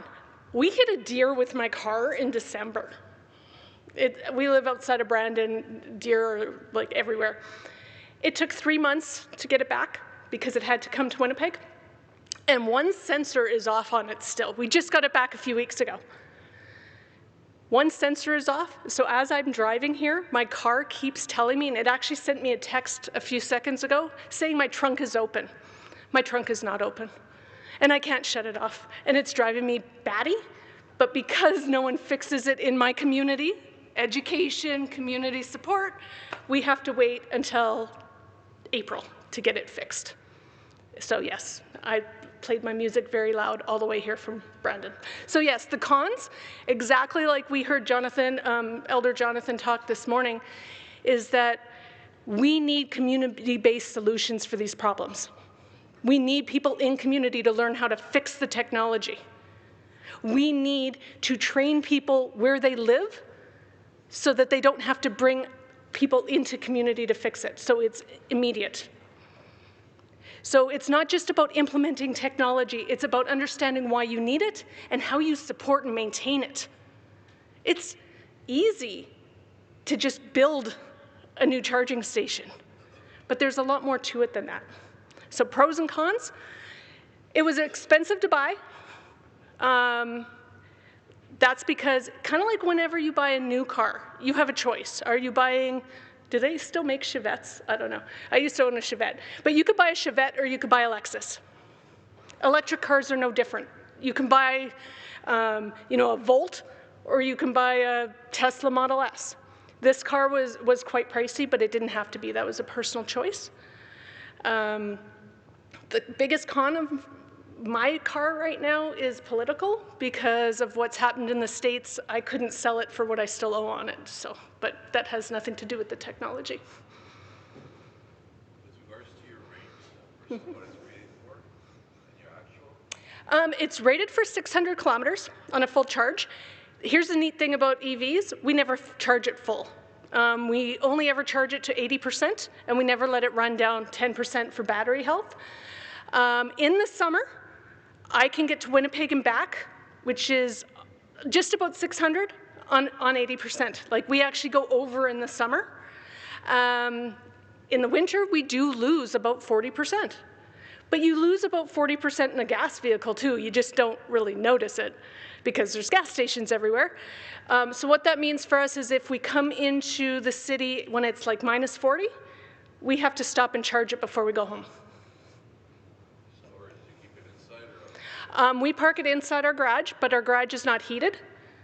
And I did this because we were one of the first EV drivers in our area. For the first year, I really tracked our hydro usage. We installed a level 2 Tesla charger in our house. My hydro bill has gone up $25 a month on average.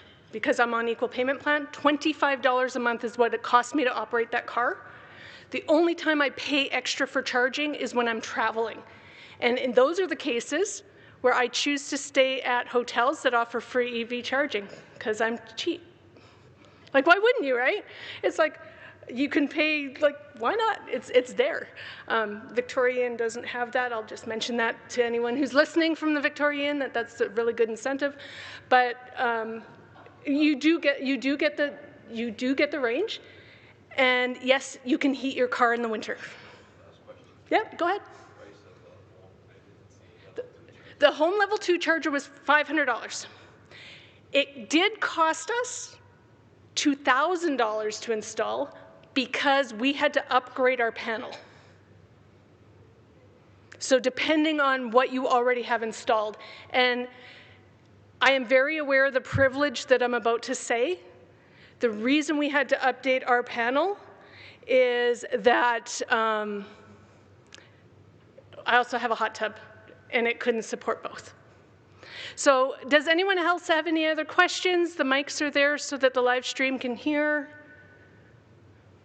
Michelle, you talked about the negatives, and any of us who drive electric vehicles, we do hear those obviously from time to time. But I think we also know we hear positives. Who are you hearing the most positive reinforcement, sort of thing that's continuing to inspire you?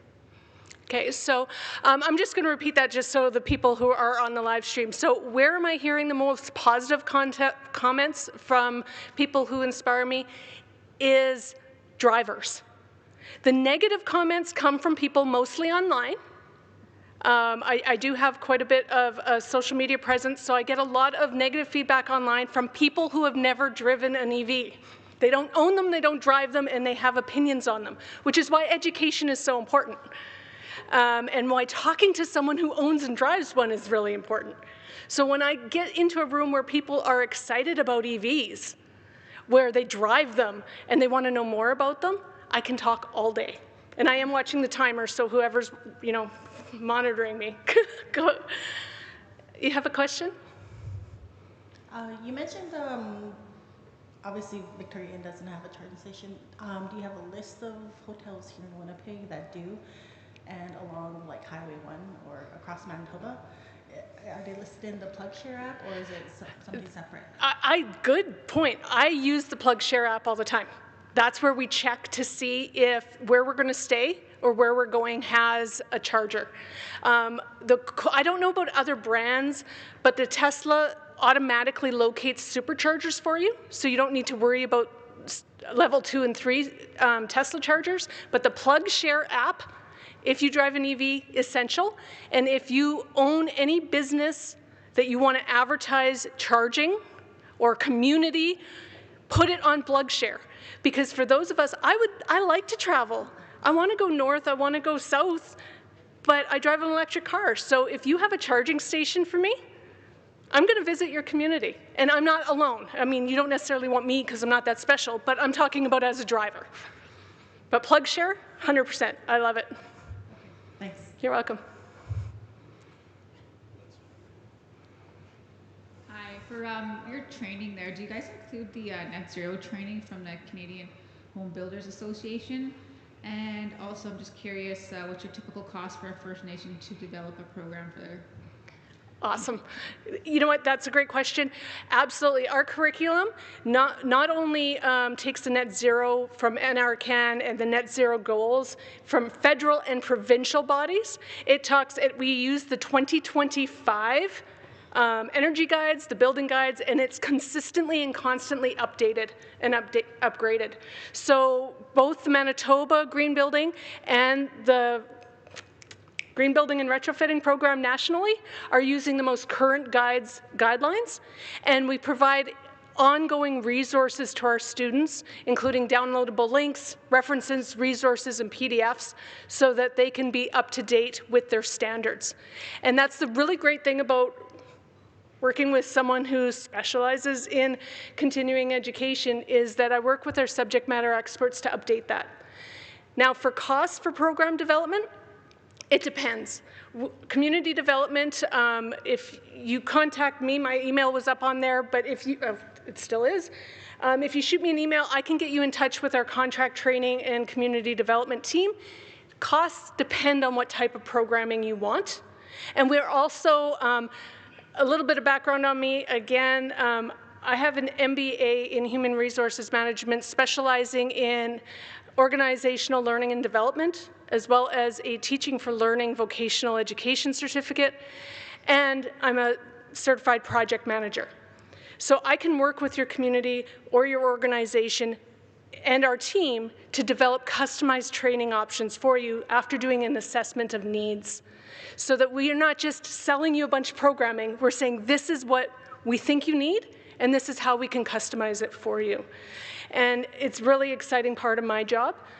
This is my second career after COVID put me into business retirement, and I absolutely love what I do. But shoot me an email, and depending on what your community needs, because we do, if you've seen any of the Assiniboine College rotating sites like nursing or early childhood development, those come from our department, and we can literally do anything from a one-day workshop to a complete diploma program in community, because we need to meet these students where they are and customize training for who we are training, because education isn't one size fits all.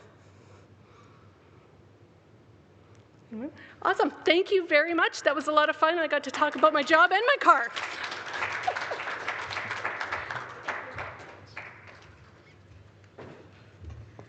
Thank you so much, Michelle. Love your passion. Definitely reach out to Michelle. She had her contact info up there on the screen, but she's still here with us today. So, you know, I think you hit on a few key really important points. At the Chamber, we had worked on a green economy roadmap for this province. And when you look at the emissions across Canada, so where the bulk of our emissions are coming from, number one is oil and gas, number two is the transportation sector, which is why we're here, and number three is actually buildings. And so it's a really, really important area for us to be addressing. I think the micro-credentials is really important, especially for the younger people and the youth coming into the workforce, because things are changing so rapidly and so quickly as we start to respond to what is no longer climate change, it's really climate adaptation. It is happening. It is a fast-moving train. We are not able to stop. And so how are we going to adapt and adjust and prepare ourselves for the future of what our new economy will look like? And you know, I'm a big believer when people say, oh, we have to save the environment. I kind of chuckle a little bit and go, the environment will be fine. It's the humans that are going to need saving, because we're the ones at most risk for what's happening around the world today. But on a lighter note, I have the great pleasure of welcoming Kent back to the stage, who's going to walk us through a bit of a tech session for the next half an hour. So looking forward to an opportunity for everyone to have some conversation together. And for those of you online, hopefully you'll have a way to participate in the discussions as well. So welcome back, Kent.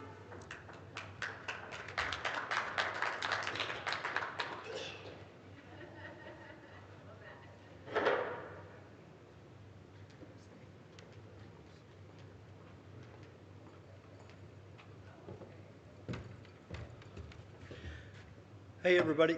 Hi. First off, I want to thank all of you that attended and are attending. It's great to see you here. It's a fair bit of work to pull something like this off, and we're really happy to have you. And I'll hopefully be able to move us along. Hey, can I move this thing?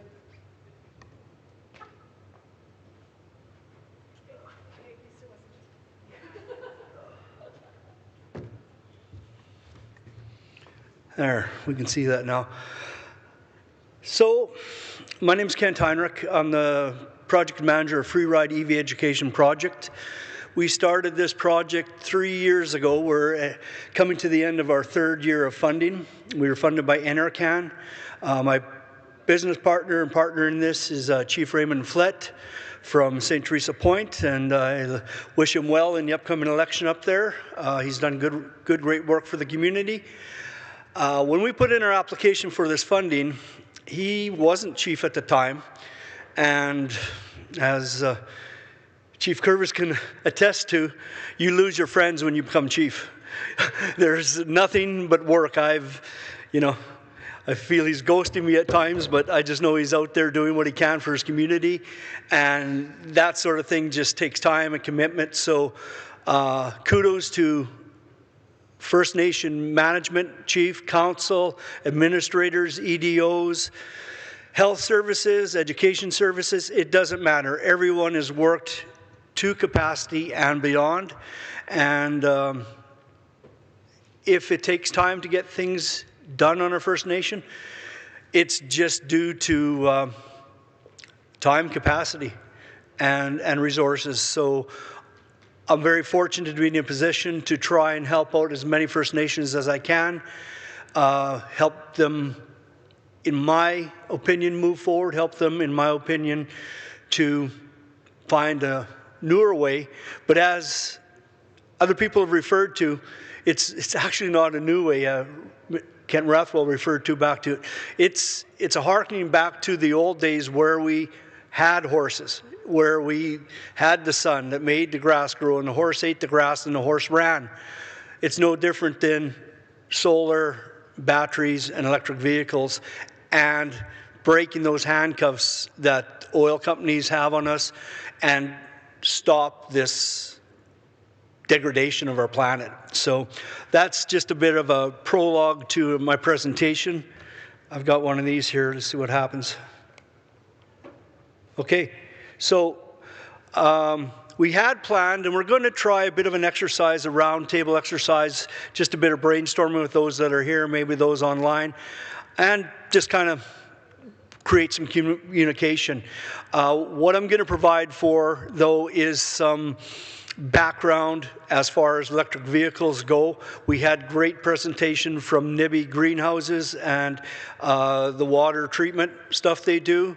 We had a phenomenal presentation from Michelle there on the buildings and resilience. So those are all community project type things. I'm going to provide information in regards to more sustainable stuff as far as transportation go. So first thing we're going to look at here is fleet comparison EV operations white paper. I've created this for Chief and Council to review. Now, what we're looking at is a comparison, a cost comparison using same like that Denali here, and same like the pair of EV9s or IQ9s that we have in the back. The trucks, good for work, field operations, hauling, and rugged heavy day use. The IV9 or the IQ9, administration, staff transport, and passenger use. Now, benefits, lower energy cost per kilometer, reduced maintenance, no idle fuel consumption, fewer mechanical failures, and added operational resilience for remote and high-use fleets. So basically, there's no maintenance on an electric vehicle, and this is why the transition is important and what can make it happen. So first, we're going to look at the Silverado or in the Sierra EV Elevation Long Range. Now, this is the work truck version. This is the work truck version that you can typically buy for 75. Yeah. Oh, gee, I can make it accessible. I don't have one for you right now. Yes, sir. Yep, for sure, Desmond. Thank you. And thanks for that, too, because now I'll take a breath and slow down and let you guys all follow me. Yeah, so I thought you had your hand up. That's Desmond. He's from Pinamantang First Nation and a key component in that install. So when we look at a work truck, we're not looking at fancy.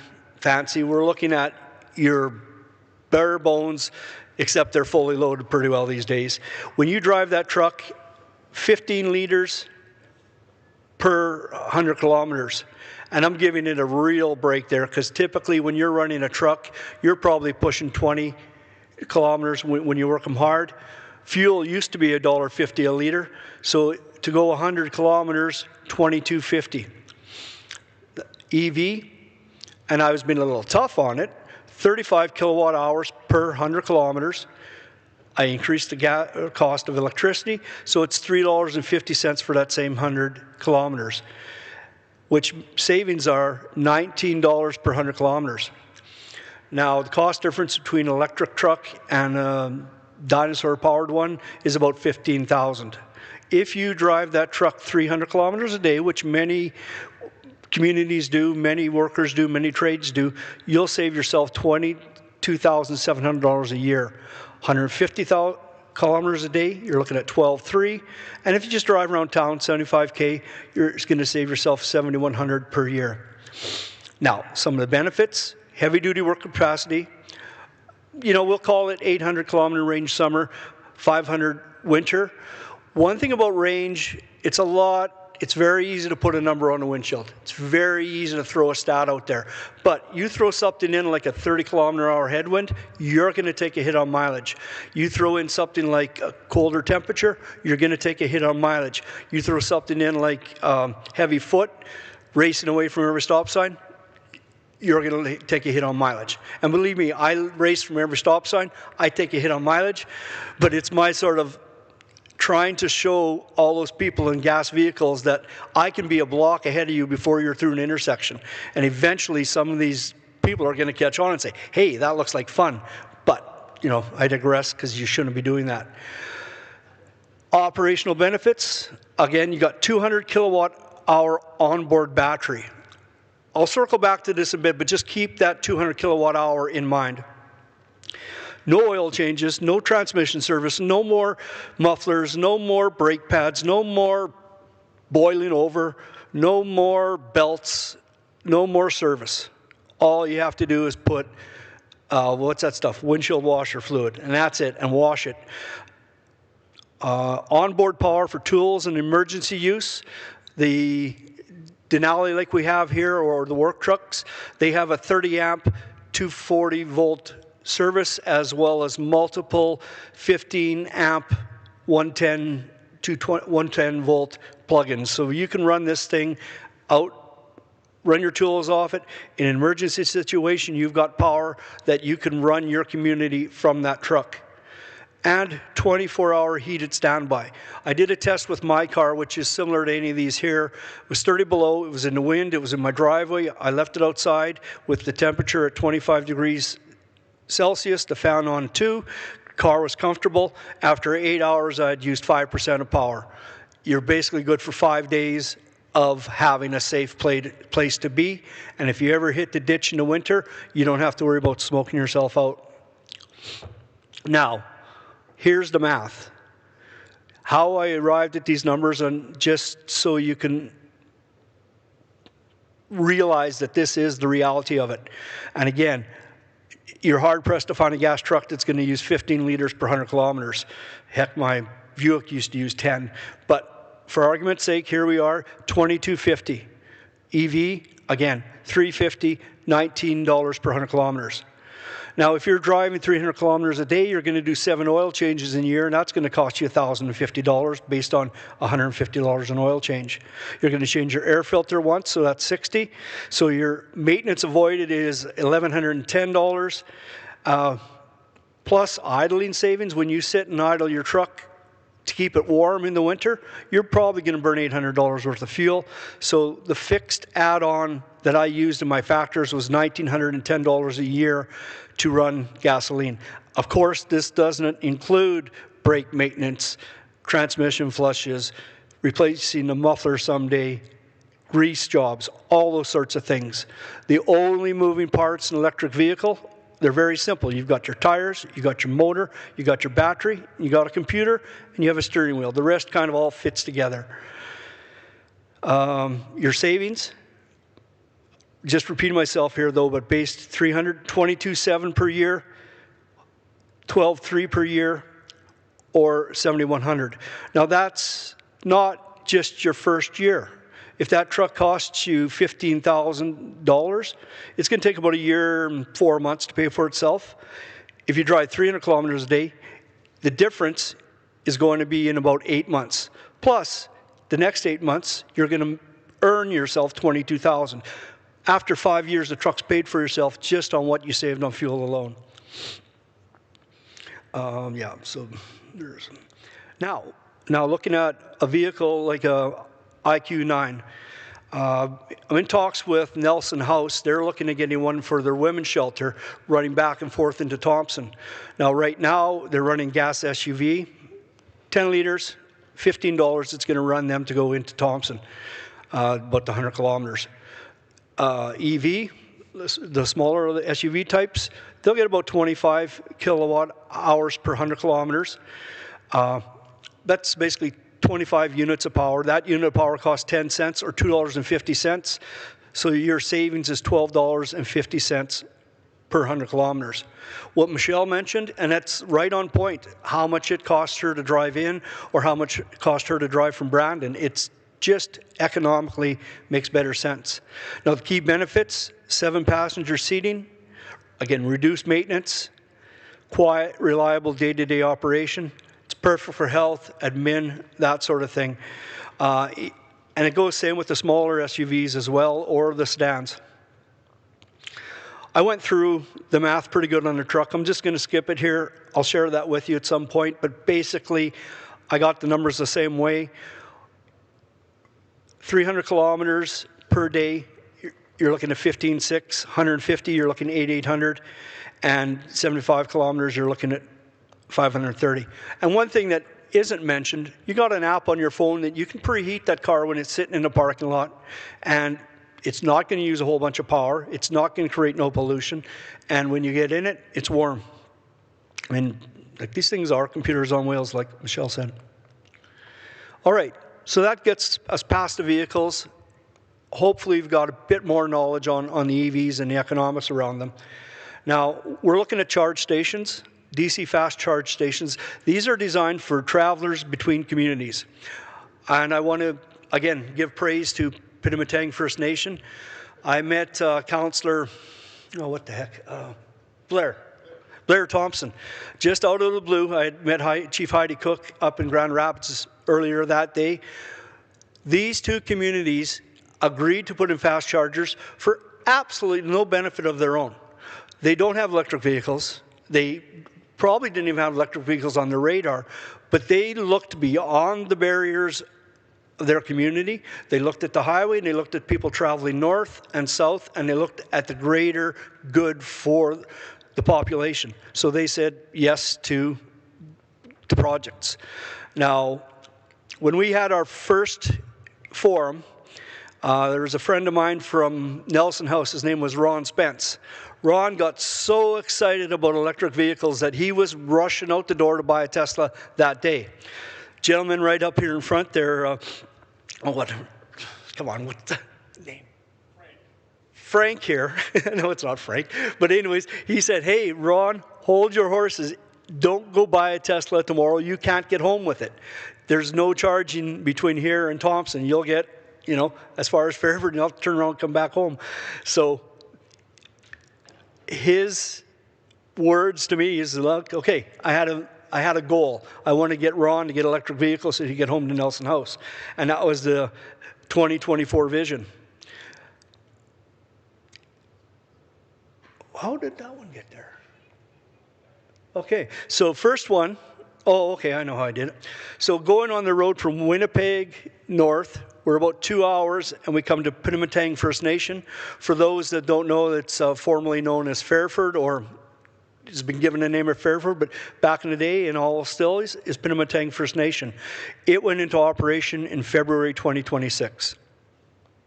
Second leg is from Fairford, another 200 kilometers about, to Mississippitustic Cree Nation, or as I can say easier, Grand Rapids.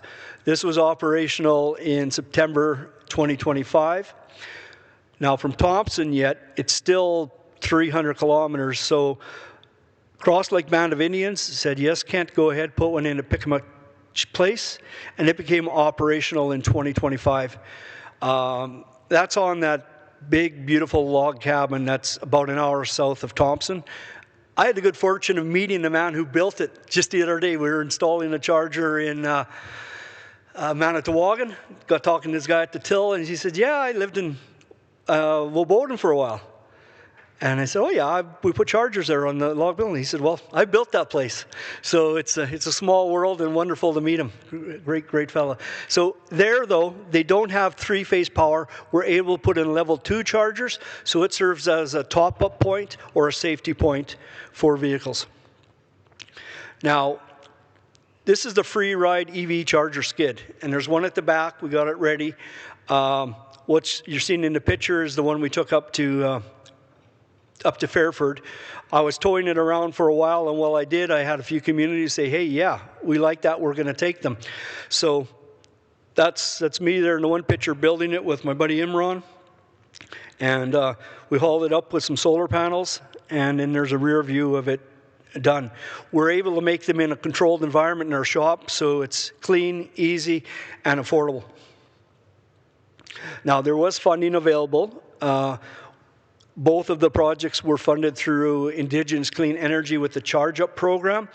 It is no longer available. However, there are programs available for EV funding.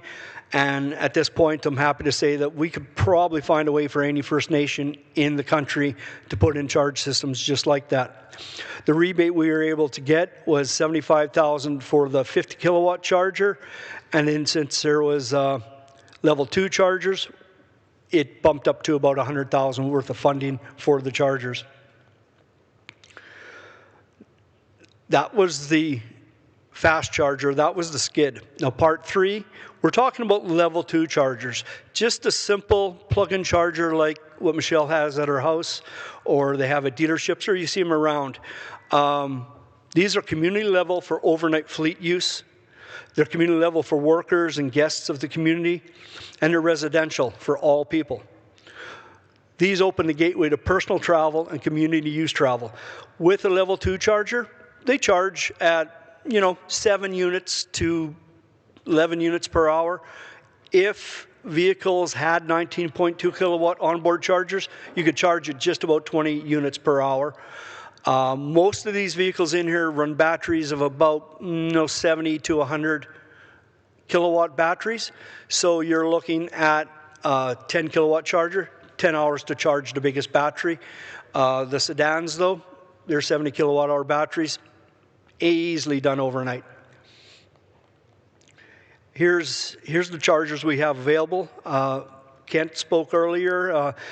He's our third-party supplier, so we're able to provide no-cost chargers to pretty much anybody who wants one. If it's going in your residence, there's a $20 fee. If it's going to a First Nation, there's no fee. 40 amp, 50 amp, 100 amp sizes, there will no be back-end charges, no fees ever. And if you have any problem with it, just give us a call. We'll exchange it at no cost. And there's also extra bonuses that we'll talk about offline.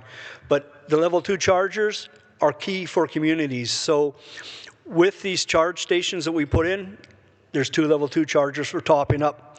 When you use a fast charger, you typically only charge to 80, maybe stretch it to 85%. So you've got to throw another hour's worth of level 2 on to get to 100%. And Michelle, I charge to 100%. But it's just fine. That's battery degradation, and that's a whole new story. People ask about batteries, and I'm going to jump all over here, but a lithium battery basically has 6,000 to 8,000 cycles. A cycle is from 100% to 0. Okay? My car on a full charge will get 400 kilometers. But you know what? Let's not even say that. Let's say my car gets 300 kilometers, and let's not say 8,000 cycles. Let's say 6,000. That's 1.8 million kilometers before that battery cycled out. I don't think my car is going to last 1.8 million. I know most gas vehicles won't. So studies show too, degradation in vehicles is not near what the naysayers said. The battery degradation that people are seeing in 10-year-old Teslas is maybe 10% at most. So you go from 400 kilometers range to 360, but the thing is you never pull into a gas pump. And that's the part that matters. At the end of the day, you don't pull into a gas pump. Yeah, I kind of lost my train of thought on that, but anyways, they're great. Yes, sir. The batteries get worse in the cold if, and you know, I can't answer that 100%, Desmond, because let's say my car was parked outside for all winter and it was 30 below. I can't really, whoa. I'm getting some weird stuff on the screen here. Oh, maybe I'm doing that with this. Shit. Short answer, Desmond, is I don't know. But the best answer is if you park it charged, even at 90%, and leave it all winter, I'll pretty well guarantee it's going to be good in the spring and summer. It's not going to freeze and break like any battery. Some cars may have built-in technology to keep them warm, but it's a really tough question to answer. Generally, they're meant to be used. And yeah.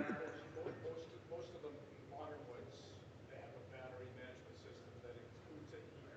Okay. So, for instance, I dropped my Tesla off 2 years ago at the airport, intending to go down to Ontario for 3 days. Oh. For a family outing, and because of something came up, I had to spend an extra 3 days.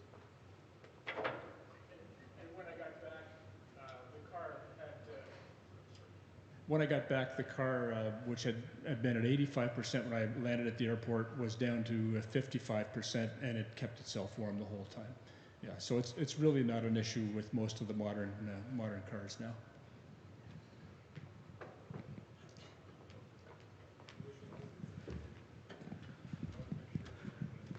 I love these questions coming.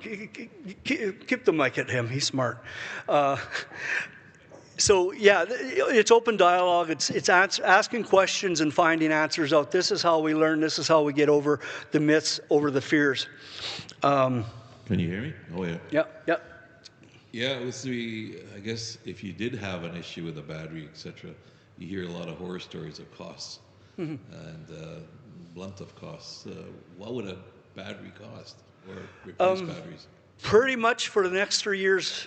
Depends how much you drive.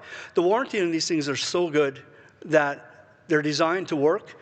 I think the standard battery warranty is 180,000 kilometers, so you're covered pretty good that way. Generally, if you're going to have a battery failure, it's going to be common amongst the series of cars that you have, so it'll be a mass recall, that sort of thing. But if you look at the amount of Teslas that are on the road, and I tried to Google this in prep for today, and I asked Google, I said, well, 12-year-old Teslas, how many are still out there? And it's over 90%. I have heard of people having to replace batteries in them, but from what I've heard, no one's paying $60,000 for a battery or $40,000 to get it changed over. The customer service around that, if they fail, it's because they have a flaw. One other thing, they're not changing the whole battery anymore. So a battery is made up of, I'm going to make this number up, let's say 20,000 cells. You might have 6 or 10 or 20 that fail. Those 6 or 10 or 20 cells can be replaced, or you replace that battery module. When they make a battery, they start with a battery just a little bit bigger than a AA. So it'd be like an A if you went triple, double. They lay them flat on, let's say it's that long by this wide. They're all put in the one way, and then robot zaps all the welds where they need to, and they put chemicals, all that. So each pack is a pack, and it comes down to each module, and even each cell is monitored now. They're getting that much better. The thing about batteries, this discussion we're having right now, by 2030, we're going to look back and say, man, what were we doing? With the new batteries, the solid-state ones that are coming online, 1,000-kilometer range for EVs is going to be a reality. There's a lot of talk, I'm way going off base here, there's a lot of talk too about, hey, how fast can I charge? That's not really the question that we need to be asking. It's I got to charge. No big deal. Get a 50 kilowatt charger. The cost to install a 50 kilowatt charger is just like this compared to a bigger one. Smaller cable, smaller transformers, smaller service from the electrical company. A 50 kilowatt will work on a 400 amp, 3-phase all day long, like your building. It was no problem. When we tried to put it on, well, at the hotel, it didn't work. But anyhow, part 4, battery backup. Now there's 3 levels of community size, which is megawatt batteries, building level, which is emergency shelter, and residential is for homes. Now, key uses for a battery backup. I've got 2 case examples here. St. Teresa Point First Nation. So it's got 30 kilowatts of solar. It's got 212 kilowatt hour battery, 60 kilowatt inverter. It'll provide 5 days of power with no sun. If the sun's out, there's no limit. It'll run their kitchen with 4 stoves, multiple fridges and freezers, as well as an emergency shelter for gathering. So power for dialysis machines, communications, entertainment, lights, and cell phones. So they basically have a safe place to live. The reason this came about would have been fall of 2023. They had a 5-day power outage. It cost all their food in the community. No one had anywhere to go, and they got probably a dozen people on dialysis machines in St. Therese. So it led to putting in the battery system as well as the solar, and they already had solar on that school as it was. Now another use, and this is where Pinamatang First Nation is leading the way.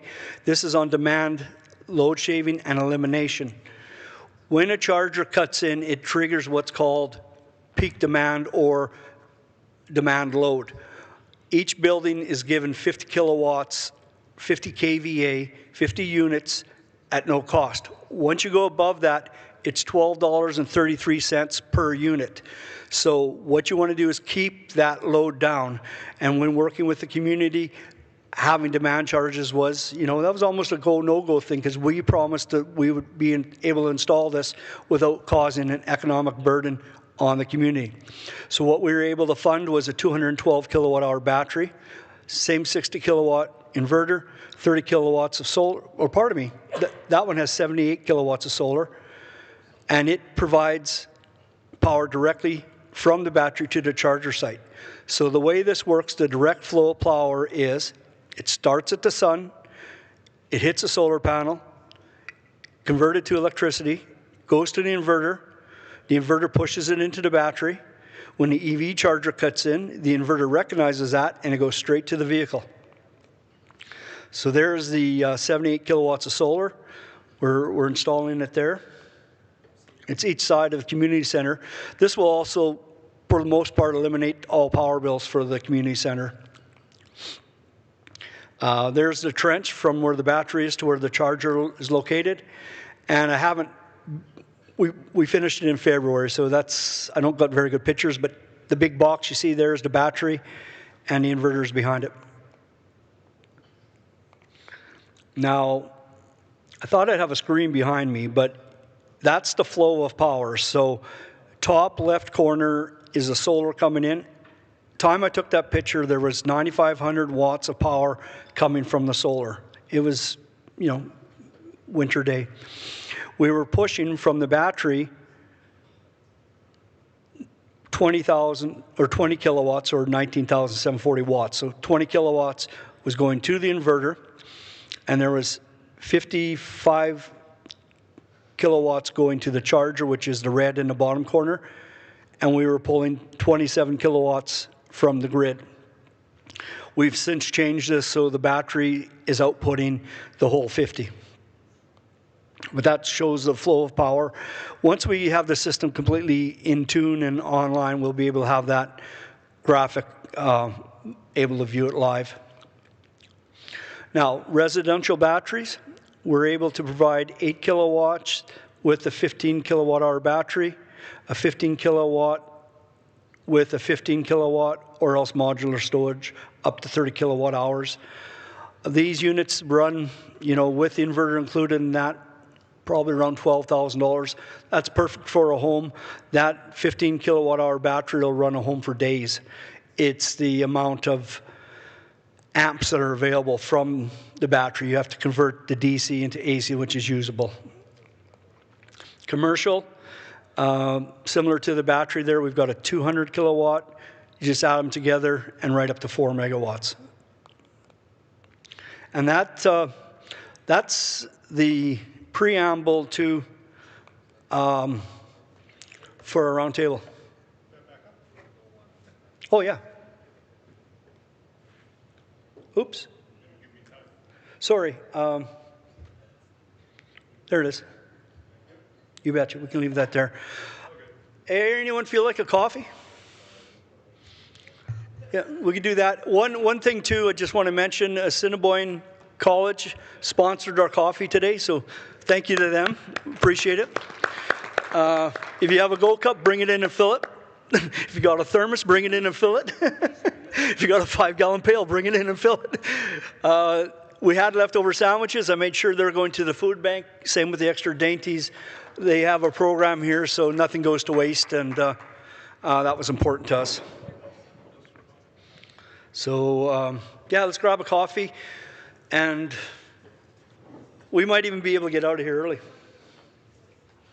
Oh, thank you. All right. Yes, sir. Hi.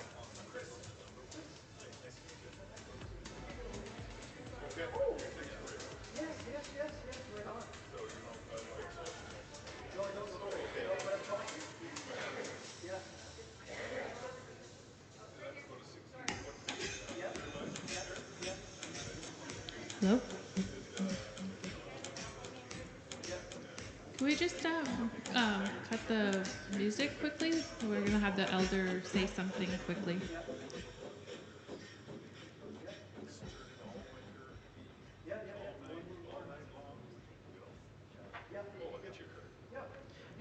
Kent, we have Jonathan who wants to say something? Yes. Yeah, right here. Oh, hi, Jonathan.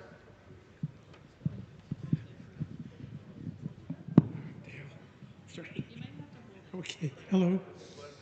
Yes, sir. I don't know if it's a question, but anyway, it's just a thought that I'm wondering about. I'm thinking about back home, my home, in terms of charging.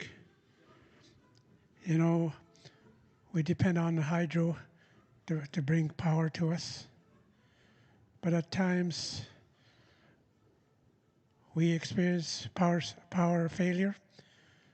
And I remember one time we didn't have power for 3 days because the power line burnt or something like that near Oxford House area.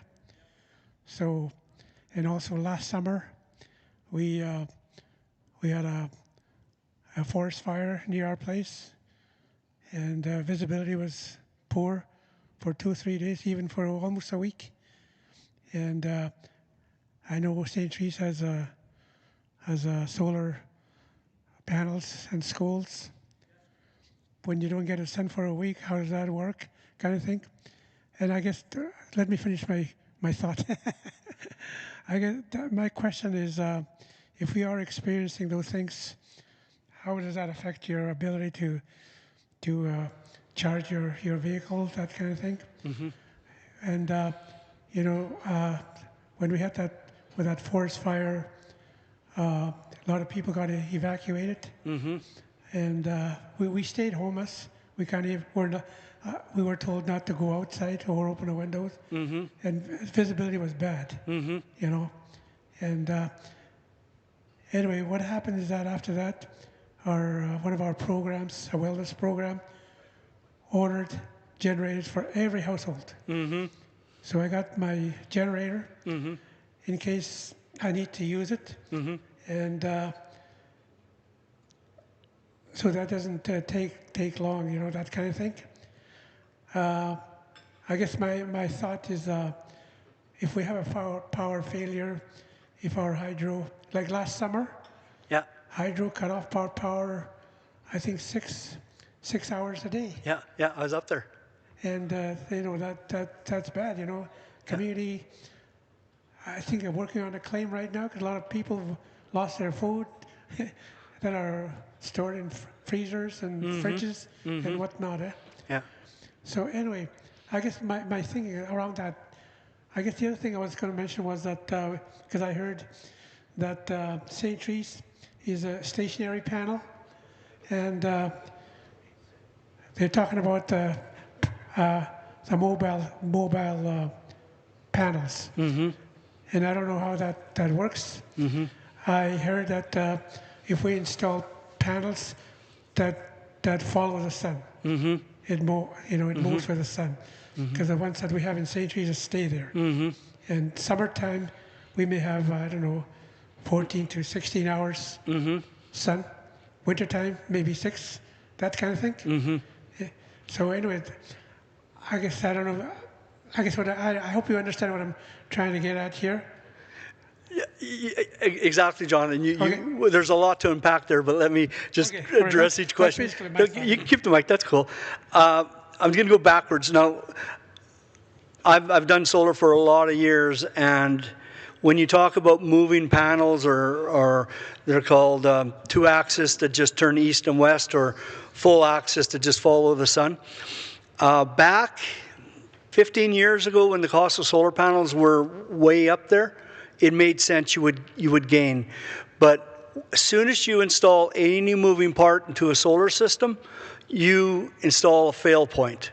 So with the cost of solar panels being basically the least cost in a solar system now, you're just better off to add more panels, stationary, than to try and follow the sun, because if it's stationary, it's going to work for 30 years trouble-free. As soon as you introduce a moving part that needs grease and tries to move in 20 below, you got trouble.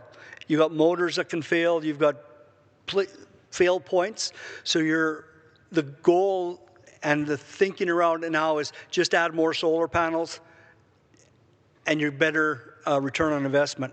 Now, speaking to St. Teresa Point and the power outage situations, I was there. We were working on the battery energy storage system at that time, and we actually took advantage of it, because every day we got 6 hours to test the battery and see how it worked with the loads, and that's how I was able to determine that we could get 5 days running all the stoves full blast and the fridges on and every plug being used, just because we could see how much power was coming out of the battery. What I envision for communities is a battery system like that.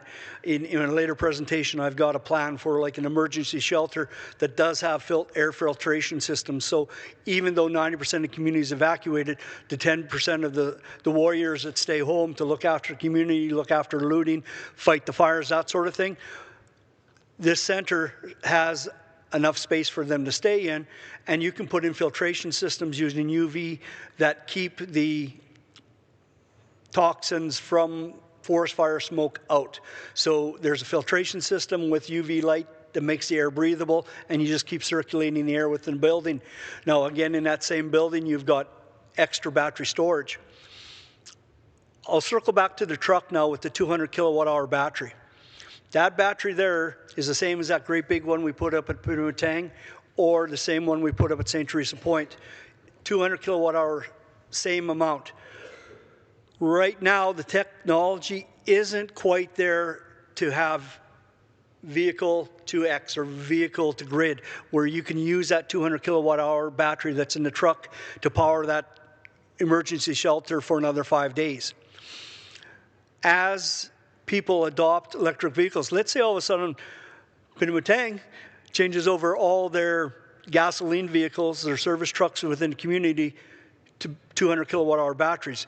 At that point, you've got 1 megawatt. That's enough to run that school for 25 days now with no sun, because each battery you can stack on it. If the power's out, you can run and fill it up. When Cross Lake had their power outage, this is way ahead thinking. This is kind of dreaming and making it up. But at their water treatment plant, sure, they had a generator, but either it was out of diesel hadn't been run for years, or whatever reason, that generator didn't cut in. And lots of communities have generators, but are those generators going to work? Now, if they have a battery backup, and just picture this in Cross Lake, if they had 6 trucks, they could run that power plant probably for 8 hours with 1 truck. It's an hour to GenPeg where they make the power, and they could drive back and forth with these trucks and just haul the power back. That's forward thinking. School buses, when we get school buses, they're going to have 200 kilowatt hour batteries. Loaders, equipment. Every one of these vehicles here, I see 100, 200, 300, 400, 470, my math's going, 540, 600 kilowatts worth of power, plus that 200. There's basically a megawatt worth of power that I'm looking at right now, just sitting there parked. And that's power that's available for later. When you talk about the generators at home, I know, I seen them, I seen all the boxes there. It's a big job to put them in, but I know darn well that if I want to go fishing, I'm going to take that gallon of gas, I'm going to put it in my boat, and I'm going to go fishing. Or if I want to go in the quad, I'm going to take that jerry can that's meant for the generator, I'm going to put it in my quad, and I'm going to go get some fun. So you've got to be able to have the gas. They are good, bless them, but technology will be better for that. It's a tough one though, because batteries aren't always, if the battery's dead, you got to recharge it too. So it's a bit of a corker what the real solution is.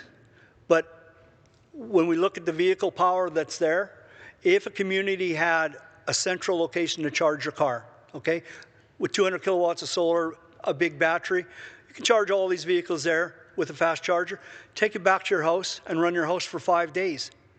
And that's the thinking to go ahead, that you can do that, or park a truck and power 5 houses or more.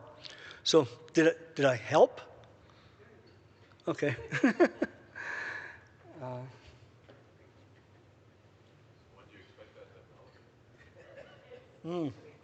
It's here now. It's here now. We just need the desire and we need the right. Yeah. Yeah. Yeah. Yeah. The problem is, though, the inverter in the Hyundai products that we see, it's got, they're not here. I think at most it's got a 3,000 watt inverter, maybe 2. So you can run a toaster, you can run a coffee maker, you can't run a house. The GMC with a 30 amp breaker on a 240 volt, you know, you could run your dryer with it. But that goes back to the business end of it, that adoption drives innovation. Yep. The more we adopt it, the more money gets invested in research and development, and the bigger the innovations, the faster it'll come. Yeah, yeah. There was a project in northern BC with RIDE, which is the Canadian version of BYD, and what they had was a remote First Nation up in northern BC, BC Hydro, in order to get power up there. It was some billions of dollar project. So what they did was they took 3 of their Class D buses that each had 200 kilowatt hour batteries in them. The BYD batteries have a 10,000 cycle life. So they took those 3 buses up there and just load shared off the buses, and they were able to prove that they could run the facilities off those, and that is an alternative to building more infrastructure. We have a power shortages here in Manitoba. The battery we put in at Pinamatang, that saves Manitoba having to build up that area of the grid, because your load shaving is not adding peak demand. So if we can scale up battery, if we can scale up adoption, or I shouldn't say if, when we do that, it can help the grid. It just takes time, it takes investment, and it takes capacity too. You know, right now they can't build enough EVs for our need in Canada as it is. Okay. Not the people online. Yeah. Hi. So there's been a number of occasions where I've wanted to pipe in here a little bit because we've brought a fairly unique solution to a lot of the things that you pointed out. We call it distributed power. So I'm not sure if everyone has seen the brochure that I dropped off. It is a vertical axis wind turbine. It goes on a 60-foot pole. It's a 16-foot turbine that spins thusly. And you were talking about peak loads. The more that we use distributed energy, where the power source is closer to the place where it's being used, the more we are, taking those peaks away from the system. So, and you also mentioned how are we going to? I forget what the scenario was actually, but there is a way to take a number of these VOTs, as we call them, and put them in clusters, because unlike the horizontal ones, they work better when you bring them closer together. So the turbulence actually makes them operate better. So you could actually have 10 of these in an optimal place, charge batteries there, and have a distribution to the community. So anyway, just some ideas. Yeah, I hear what you say though, and not to put a bad turn on. It's capacity though, what they can produce. Like how many watts can they make, or how many kilowatts does it generate? That's where it becomes a thing. I don't have those figures, but because I'm not the math guy. But we could take 2 of those VOTs and modest solar panels and do level 3 charging for a couple cars, easy. Okay. So it's a significant thing. Like when I say this 16-foot VOT, like on a 60-foot pole, that's no small thing. It generates lots of power. Okay. Yeah. Any other conversation? But I can get you those figures. Oh, I'll need them. Yeah. Ken, a big thanks to you. Oh, you're welcome. Yeah. For putting all this together. I mean, I know the other Kent, and I've known him for a long time, and watched for years as he grew the world's first transcontinental electric vehicle charging network, as he was rightly bragging about here in Canada.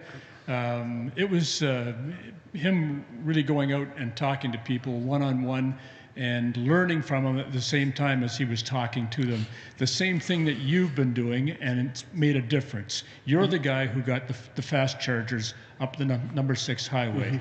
It wasn't somebody in an ivory tower somewhere. It was you talking to and listening to other people in the community working together. A huge thanks to you.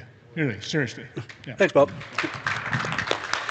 Well, that's good. Just, you know what, we probably can wind this down here pretty quick. I'll just give you a few. I've talked a bit about the emergency shelter concept we have there.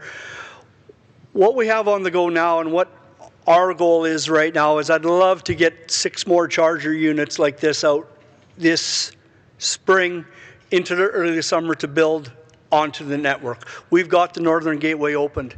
The next project that we have going on right now, and this is a prime example for communities, is Fisher River Cree Nation. They're putting in a fast charger and a skid at site, at community, but they're also putting in, they opened up a new office in town. We're putting 2 level 2 chargers at their office in town. So now community members, staff members can drive from community, go to the office in town, plug into a level 2 charger, and they could make it back and forth probably, but charge for nothing, no cost at their business. So the Free Ride EV network is no cost to use. You can travel to Pinnamatang, you can travel to Grand Rapids, travel to Bowden, all the way to Thompson and soon up to Nelson House at no cost. I'm working on Nelson House to put level 3 charger at no cost in Thompson. Swan Lake First Nation is putting in a charger. They're putting in a skid just like this, and they're putting in chargers. But we got no phase 3 power in Swan Lake. However, if anybody's ever driven through Headingley, Swan Lake First Nation has a gaming lounge there. They've got a brand new Petro-Canada, and they've got a great big office tower there. That's where we're putting it. It's at that Petro-Canada. So someone coming in from Winnipeg from the west and they're on fumes, you stop in and charge for no cost on a fast charger. Or you're heading into Brandon, you can stop in and top up there. There's been a tendency I've noticed too that all our level 2 chargers seems to be within short walking distance of a VLT lounge.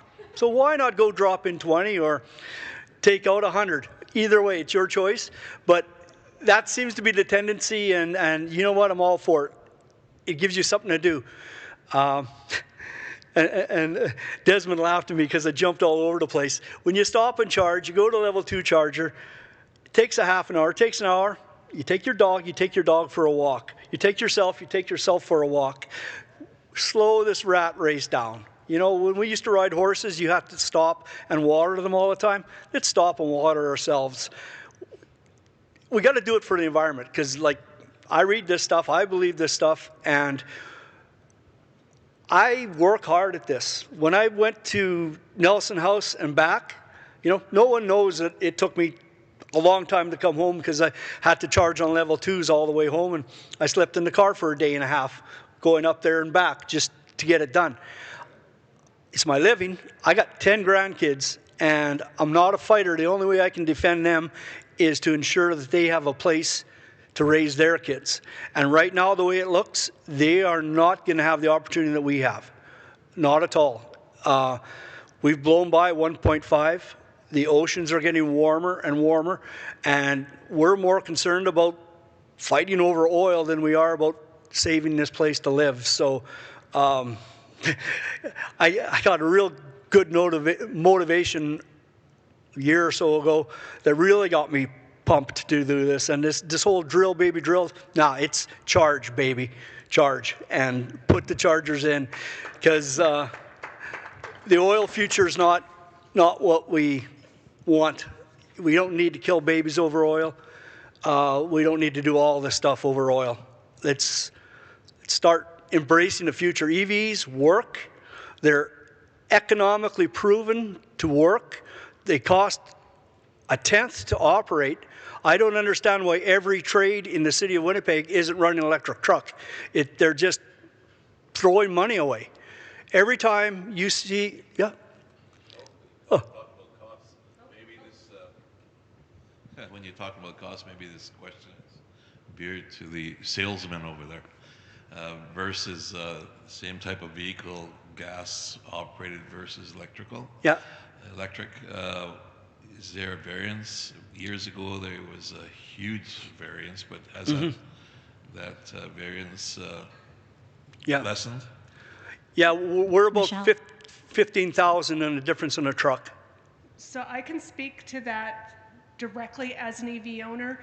We live 35 minutes outside of Brandon and commute every single day. So that's 100 kilometers a day that we drive our car, not including trips, extra, things like that. I tracked our electricity use and our charging, as well as what I used to spend on fuel. We save $800 a month in fuel costs, just commuting to work and back. Now, that is a significant car payment. So when people say, I can't afford an EV, I say, you can't afford a combustible engine. If you can afford a new car, you can afford a new electric car because it literally pays for itself. So if you bought like that $40,000 Kia EV, I just priced it out, fully loaded without rebate, it was like $56,000. The red one, that really pretty Kia one there. So you would literally, if you're commuting, you would literally pay for that car payment. And as important as the environment is, when I talk to people, a lot of times, you know, the environment and it's so it's so big. It's so big of an issue. Yeah, it's abstract, and we don't feel like we can make a difference one person at a time. So let's bring it down and go, what would you do with an extra $500 a month in your pocket that you didn't have to pay for gas? Oh, it is so much fun. 0 to 100 in under 3 seconds. Just got to say that. Give me your phone number. I'll have my wife call you. Yeah. It's the economics. You know, I've driven truck for a lot of years, and I spent a lot of hours underneath a truck or a vehicle. You don't have that option in electric vehicles. Someone asked me, how many parts are there in an electric motorboat motor? It's 4 compared to, what is there, hundreds, thousands within a typical outboard motor. Bike, all sorts of options. It's a great dialogue. Thank you all. This has been wonderful. Yeah, River.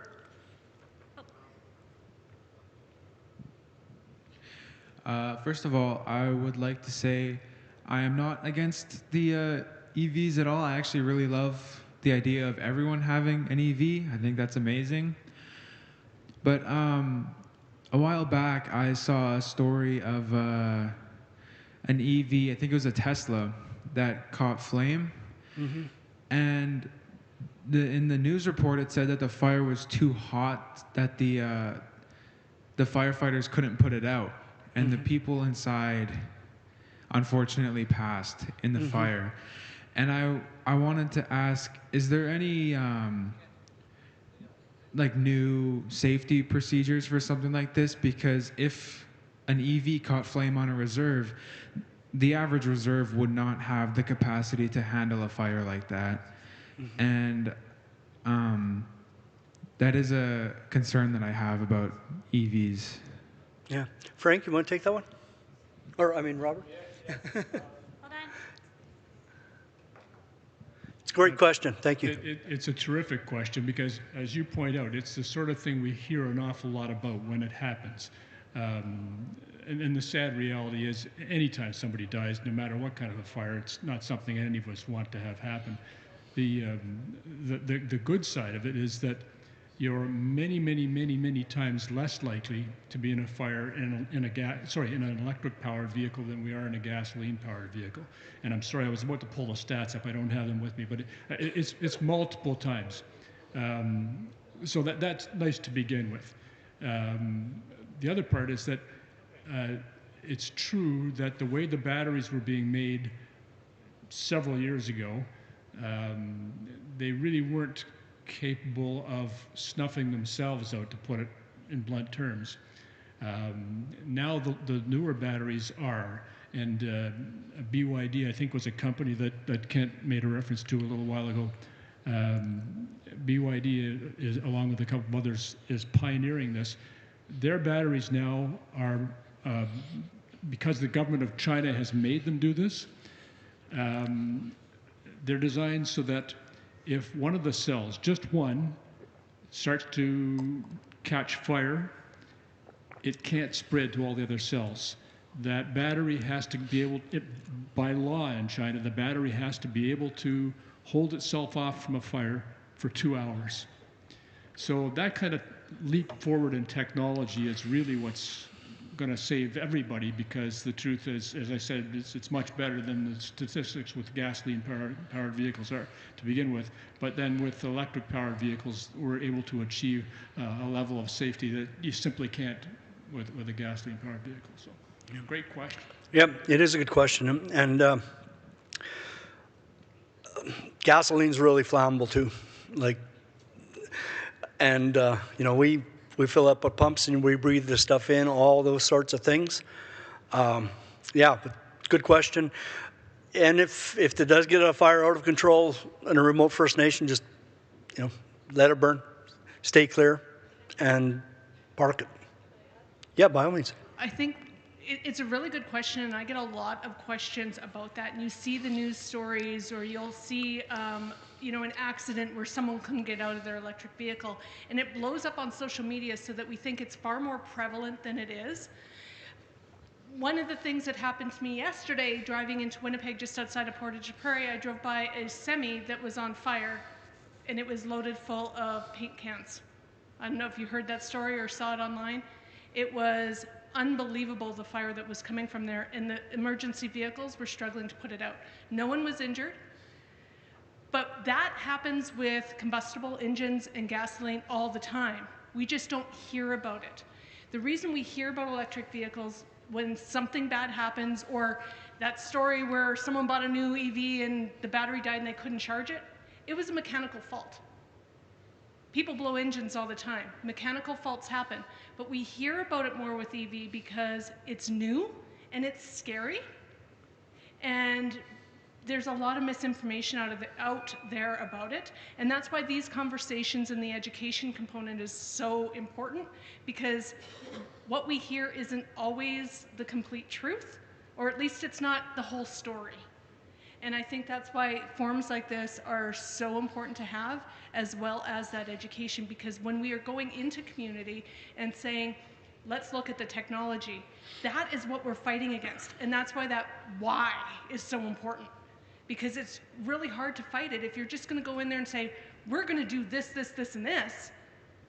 And you don't have that buy-in because people don't understand the technology, or they don't understand the purpose of it. Or, you know, why don't we have solar panels in the north that follow the sun? Now we know. I didn't know that. I learned something new. So it's really important to bring those stories forward and ask those questions, and I'm really glad you did, because we get that all the time as EV owners, and it's unbelievable what's out there. I did just pull a stat. It depends on the vehicle.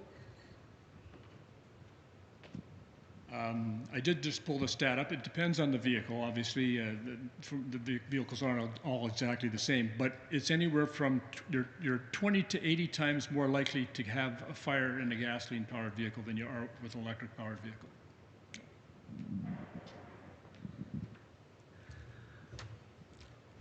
Excellent.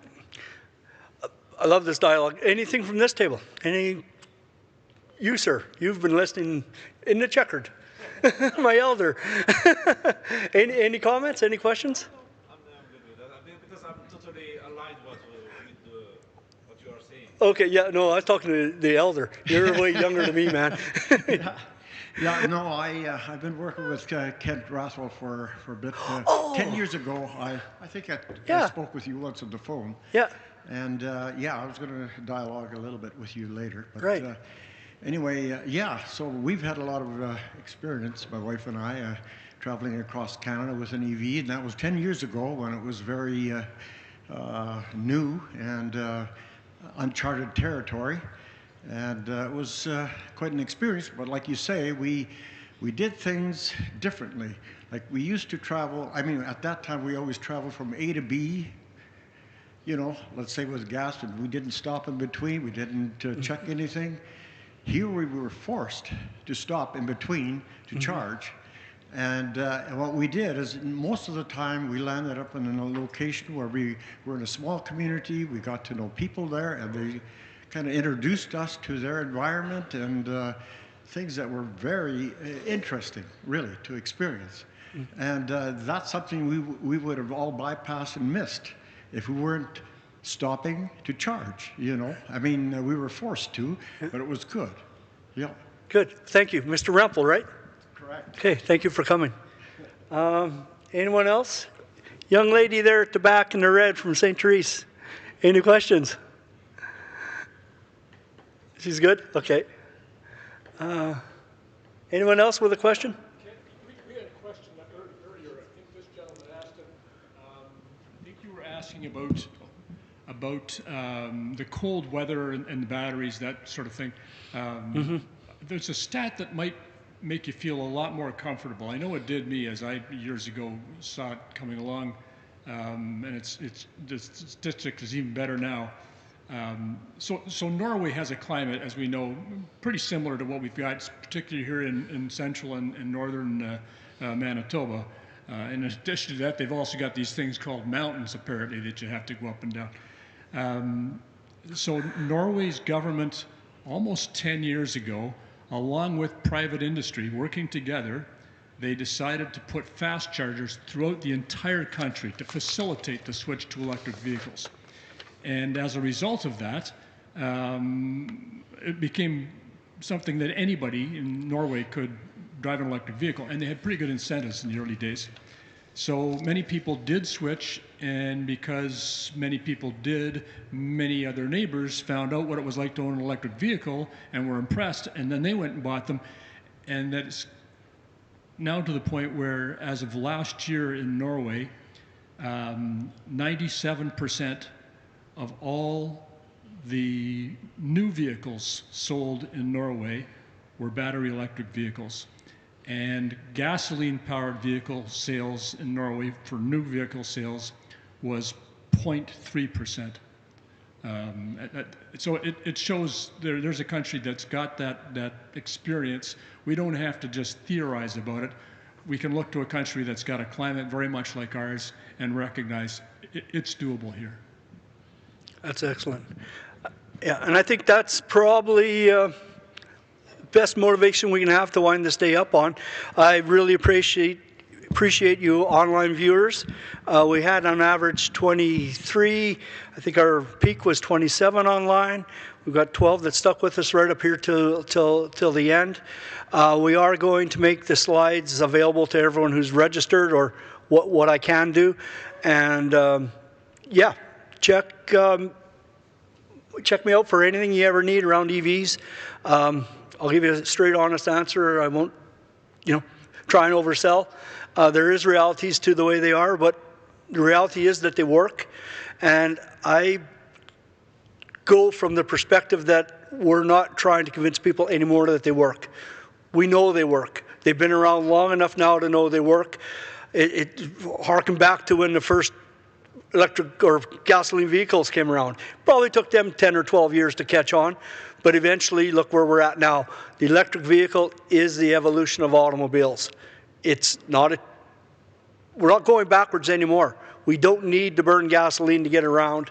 We can do it safer, funner, at way less cost.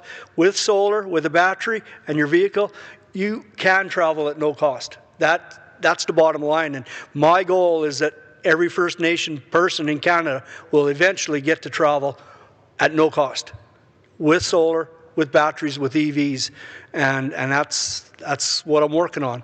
And Manitoba happens to be here and first, and we'll show it can be done here. Okay, thank you all.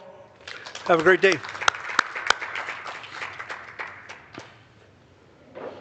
Yep. Further questions came up. Oh, sir. Yeah. Oh, thanks. That's great. Yeah. Oh, you're Swan Lake.